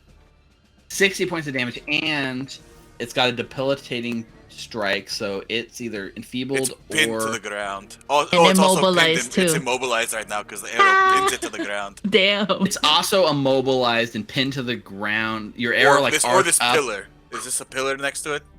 kind of like an this thing? altar type thing. Yeah, it's Yeah. pinned to that thing. Okay. And it's enfeebled one. And it's enfeebled 1. That's what we call in the business a pretty damn good turn. Actually, That's that was only just one my first action. Sorry. That was Only my one first action. It's still flat-footed. It is It's still flat-footed, it's pinned, it's immobilized. Mm-hmm. Shoot her! Yeah, do I want to? I kind of want to do a spell. Yeah. Produce flame. Nah, Stealthy. I've got a +1 with the short. 16. What is that? So that would be. Is produce flame still an attack, right? It's a spell attack, so it would use your charisma modifier. No, it would be from Mega, so it would use your intelligence modifier. So it would be a spell attack roll. Does it still have a map or no? Yes. Yes, okay. it still has the attack tag, yeah. Alright, then I'll just shoot my bow. You're like, I could do this cool spell. Nah, I get bow. You look down at the 9 cold iron arrows still in your hand. Yeah. I guess technically you have 8 more. Come on. That's a hit. Kill it. That's 33. 33 points of damage. Yes. Mukta, Mukta. How would you like to do this? You know, as I'm drawing the arrow, my mother always said that it was extremely rude to impersonate someone's friends. Let's see if this arrow is unworthy. That arrow like seals through, and as it finds the creature, it writhes in pain. It can't even move because it's pinned everywhere. The whole skin, it starts bubbling, that black tar blood boiling, smelling, as it kind of dissolves and starts dissolving into this pool of black tar blood that kind of like is so much it starts kind of flowing over the top of the temple, spilling down over the edges towards everyone that's lower, and left floating in the little hand. The last thing to melt away is that purple lens that is just left behind, floating in a pile of black ichor in the secret temple deep beneath the Mwangi expanse. Nulara, you're standing over it. Is it big? Is it as big as the ones from before? It's there because they were varying sizes. This is like a medium-sized one. It's probably like a 1 bulk lens. Let me just double check what I made it. It is we'll say it's a 1 bulk lens. I immediately take my cape off, put it over it, cover it, and then carry it to show it to General. This is what you were looking for? I mean, maybe. I have to admit, this is all. Well, yes, this is all very strange. I'll take a look. I'll sort of lean back against the pillar, and at this point, when it seems like there's no more particular danger, I'm going to cast a 6th level 2-action heal on myself. We're done with combat, so don't worry about mechanically trying to save yourself. Like, we're in the narrative ending of the episode, so feel free to lean into the wrapping it up portion of the session. I apologize for what I did earlier. I thought that you were it's fine. That turned it's into fine. Demons do that. Demons do that. I would be lying if it hadn't happened to me before me. Hal, is this strange? It seems like just another Thursday for us. I don't. I mean, we fought things before, and they weren't a demon. And I recall Nulara stabbed me that one time. I didn't remember seeing no demons. I mean, demons, crazy ghost lady. Well, let's have a look at this thing then. And tis an arcana, and I will have a look at this lens with my arcana. Okay, go ahead and make. And my staff of abjuration. Oh no. Yeah, so I can identify. I can get a +2 bonus on identifying abjuration magic, but this is not abjuration. This is just a thing. So that's a 34. Okay. I think, it's enough here in this narrative moment to reveal at least the general secrets about it. I don't think you've heard much of these things because these are obviously a closely guarded secret, especially with this sort of temple built to hold something like this in its secrecy. Most people in this world, outside of very few scholars, would even know what these are. So a 34 is enough to kind of reveal a bit of the effects it can do, but not the lore behind it, I think. So you can see it's basically this sort of lens. If you invested into it, it gives you fast healing, fast heal 5, as long as you're invested into this lens. But it changes you, it corrupts you. It's melding your essence with something else. What that something else is a mystery to you. Yeah, to me. So I will basically tell my new companions, because they fought for it with me, basically, about as much as I can find out about it. Yeah, I mean, what do you guys share with Gemerald, right? Like, Gemerald is looking at this from a purely like, oh, what does this do? You guys know a big half of the story that maybe a lot of people in this world don't know, or at least hasn't made it out, right? The stories of your guys' conquest have made it out, but the details have been kind of a closely guarded secret in your guys' realm. And Nulara, you're sitting on one of these other lenses in your backpack at this very moment, I believe. What do you guys choose to share or not share with Gemerald? Well, that what do you call it? That lens actually looks very similar to what we were looking for underneath the Gauntlight. From what we experienced, it's not. It's better hidden than it is, out there. Looking at it, I would say it's better destroyed, but I don't know if it's. I don't know. I won't say. I don't know if that's possible.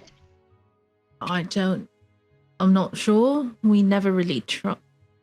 And then I lie and say we never really tried, because Nulara has definitely tried to break the yellow ochre lens but failed. But maybe with you and your school and the fellow scholars, there. It's not safe outside. I wouldn't want to take it there, but this is maybe throw it in the middle of the ocean. Too risky. If you've never seen Jumanji, I could take it and use my father-in-law's ships to get rid of it in the bottom pit. I think, to be honest, he said we were the secret keepers. Yes, we're going to keep this all very secret. Yes, does right? Scribble. And that he passed his duties onto us. If I sort of close my eyes and concentrate, can I feel, it's a nebulous term, but feel anything? Because he seemed to have some sort of connection to the place itself. Mm-hmm. And I'm just trying, just tentatively, to see if I can sense anything of that same sort of connection, to see if it can tell me anything about the nature of this place. Because if it was here for hundreds of years without being detected, is there a way that we can re-hide the place? I think as you reach out in that connection and the feeling of it, it's just a moment, and you're not super in tune with this place, but you spend a lot of time studying it, researching it, never down here. As you reach out and feel, there is definitely an otherworldly presence about this place. This thing has a guardian higher than the previous secret keeper. You saw glimpses of something in the snake in the portal. There is absolutely a way to restore this place. And you look around and you see the corruption, the red tendrils are already kind of rescinding a bit. This sort of red mossy tendrils has been brought by the corruption of the creature. So with enough time and restoration, all the magic can be restored to this place.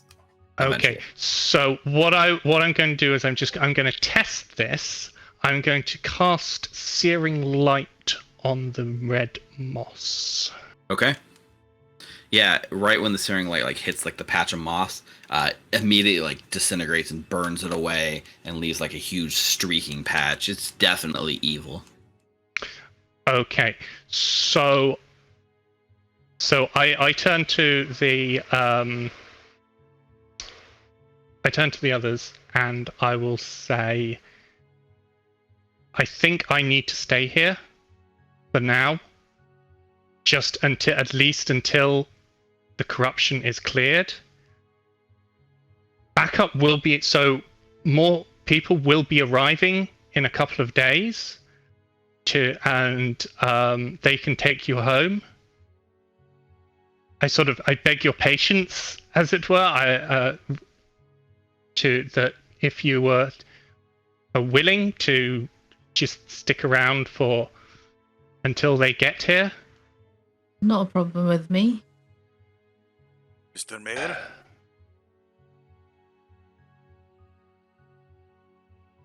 I think he went pee.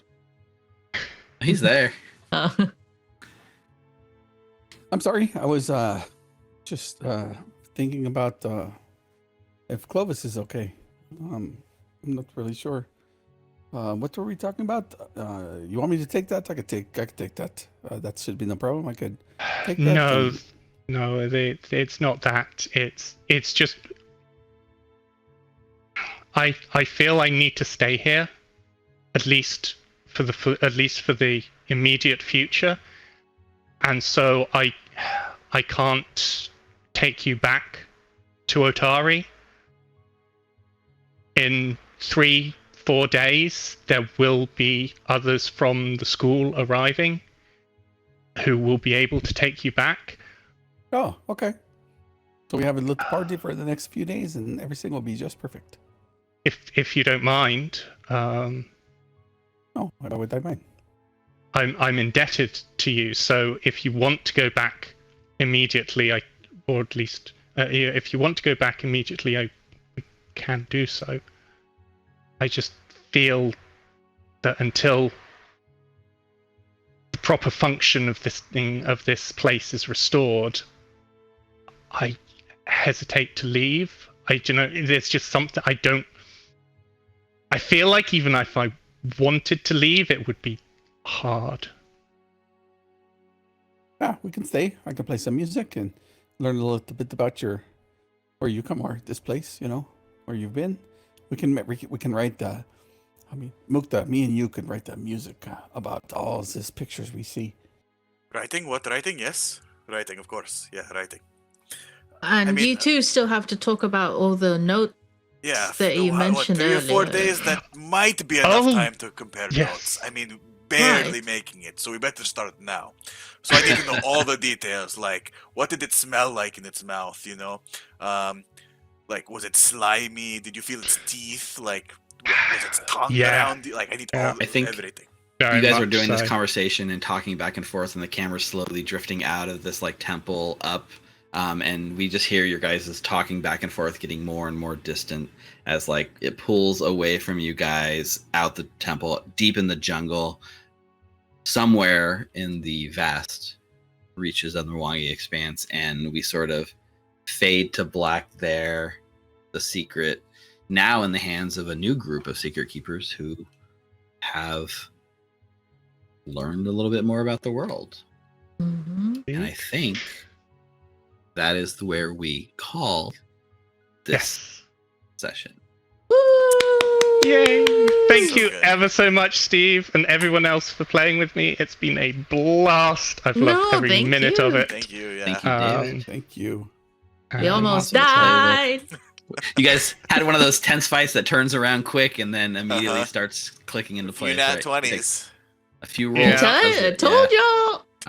That's how Yeah. we roll. Literally, that's how we roll. That's how we Yeah, roll. I think, it started with the flat check to remove the confusion, and then from then on, it was Yeah. just plain sailing. Dominoes. Mhm. Because that was the key, that daze that hit and then did that and broke it, because like Nulara was tearing through you guys. That would have been rough. That's I why feel I was like trying to shoot her. yeah, she's hard to hit. Damn you, Nulara, damn fighters. Yeah, So, which is why Daze Mhm. saving throw Saving throw, yeah. very likely to do at least a little bit of damage, and it's non-lethal. So Yeah, that's cool. No one can kill Nulara. Anyways, thank you at Exactly. home Only for joining us on herself. Extra Life. This is this year's sort of event. I think we're going to be trying to do something again this year for 2022. This was kind of the tail end of last year. Keep your eye out on our channel. Subscribe on twitch.tv/recallknowledge or youtube.com/recallknowledge. If you enjoy what we're doing, give us a look on Patreon. You can head over to patreon.com/recallknowledge. But most of all, most importantly, if you can, go to the link down below. Donate to our campaign for Extra Life. Give money for the children. And help them make their natural 20 save. Fortitude save. I guess it'd be a Fortitude save. Just like Yeah. we Maybe a did will in save. A little bit of 2002. will save. 2002. 2022. So big thank you, David, for joining us on this adventure and stretching it out and doing multiple things over multiple months. Just being an awesome supporter in general and Thank donating you. to the kids last year. Rick, Nina, Richard, as always, fun playing with you guys. And until next time, make sure everyone at home, you stay safe, you stay healthy, and we'll see you around. Bye, everyone. bye. Good morning, good Giddy up. evening, good night.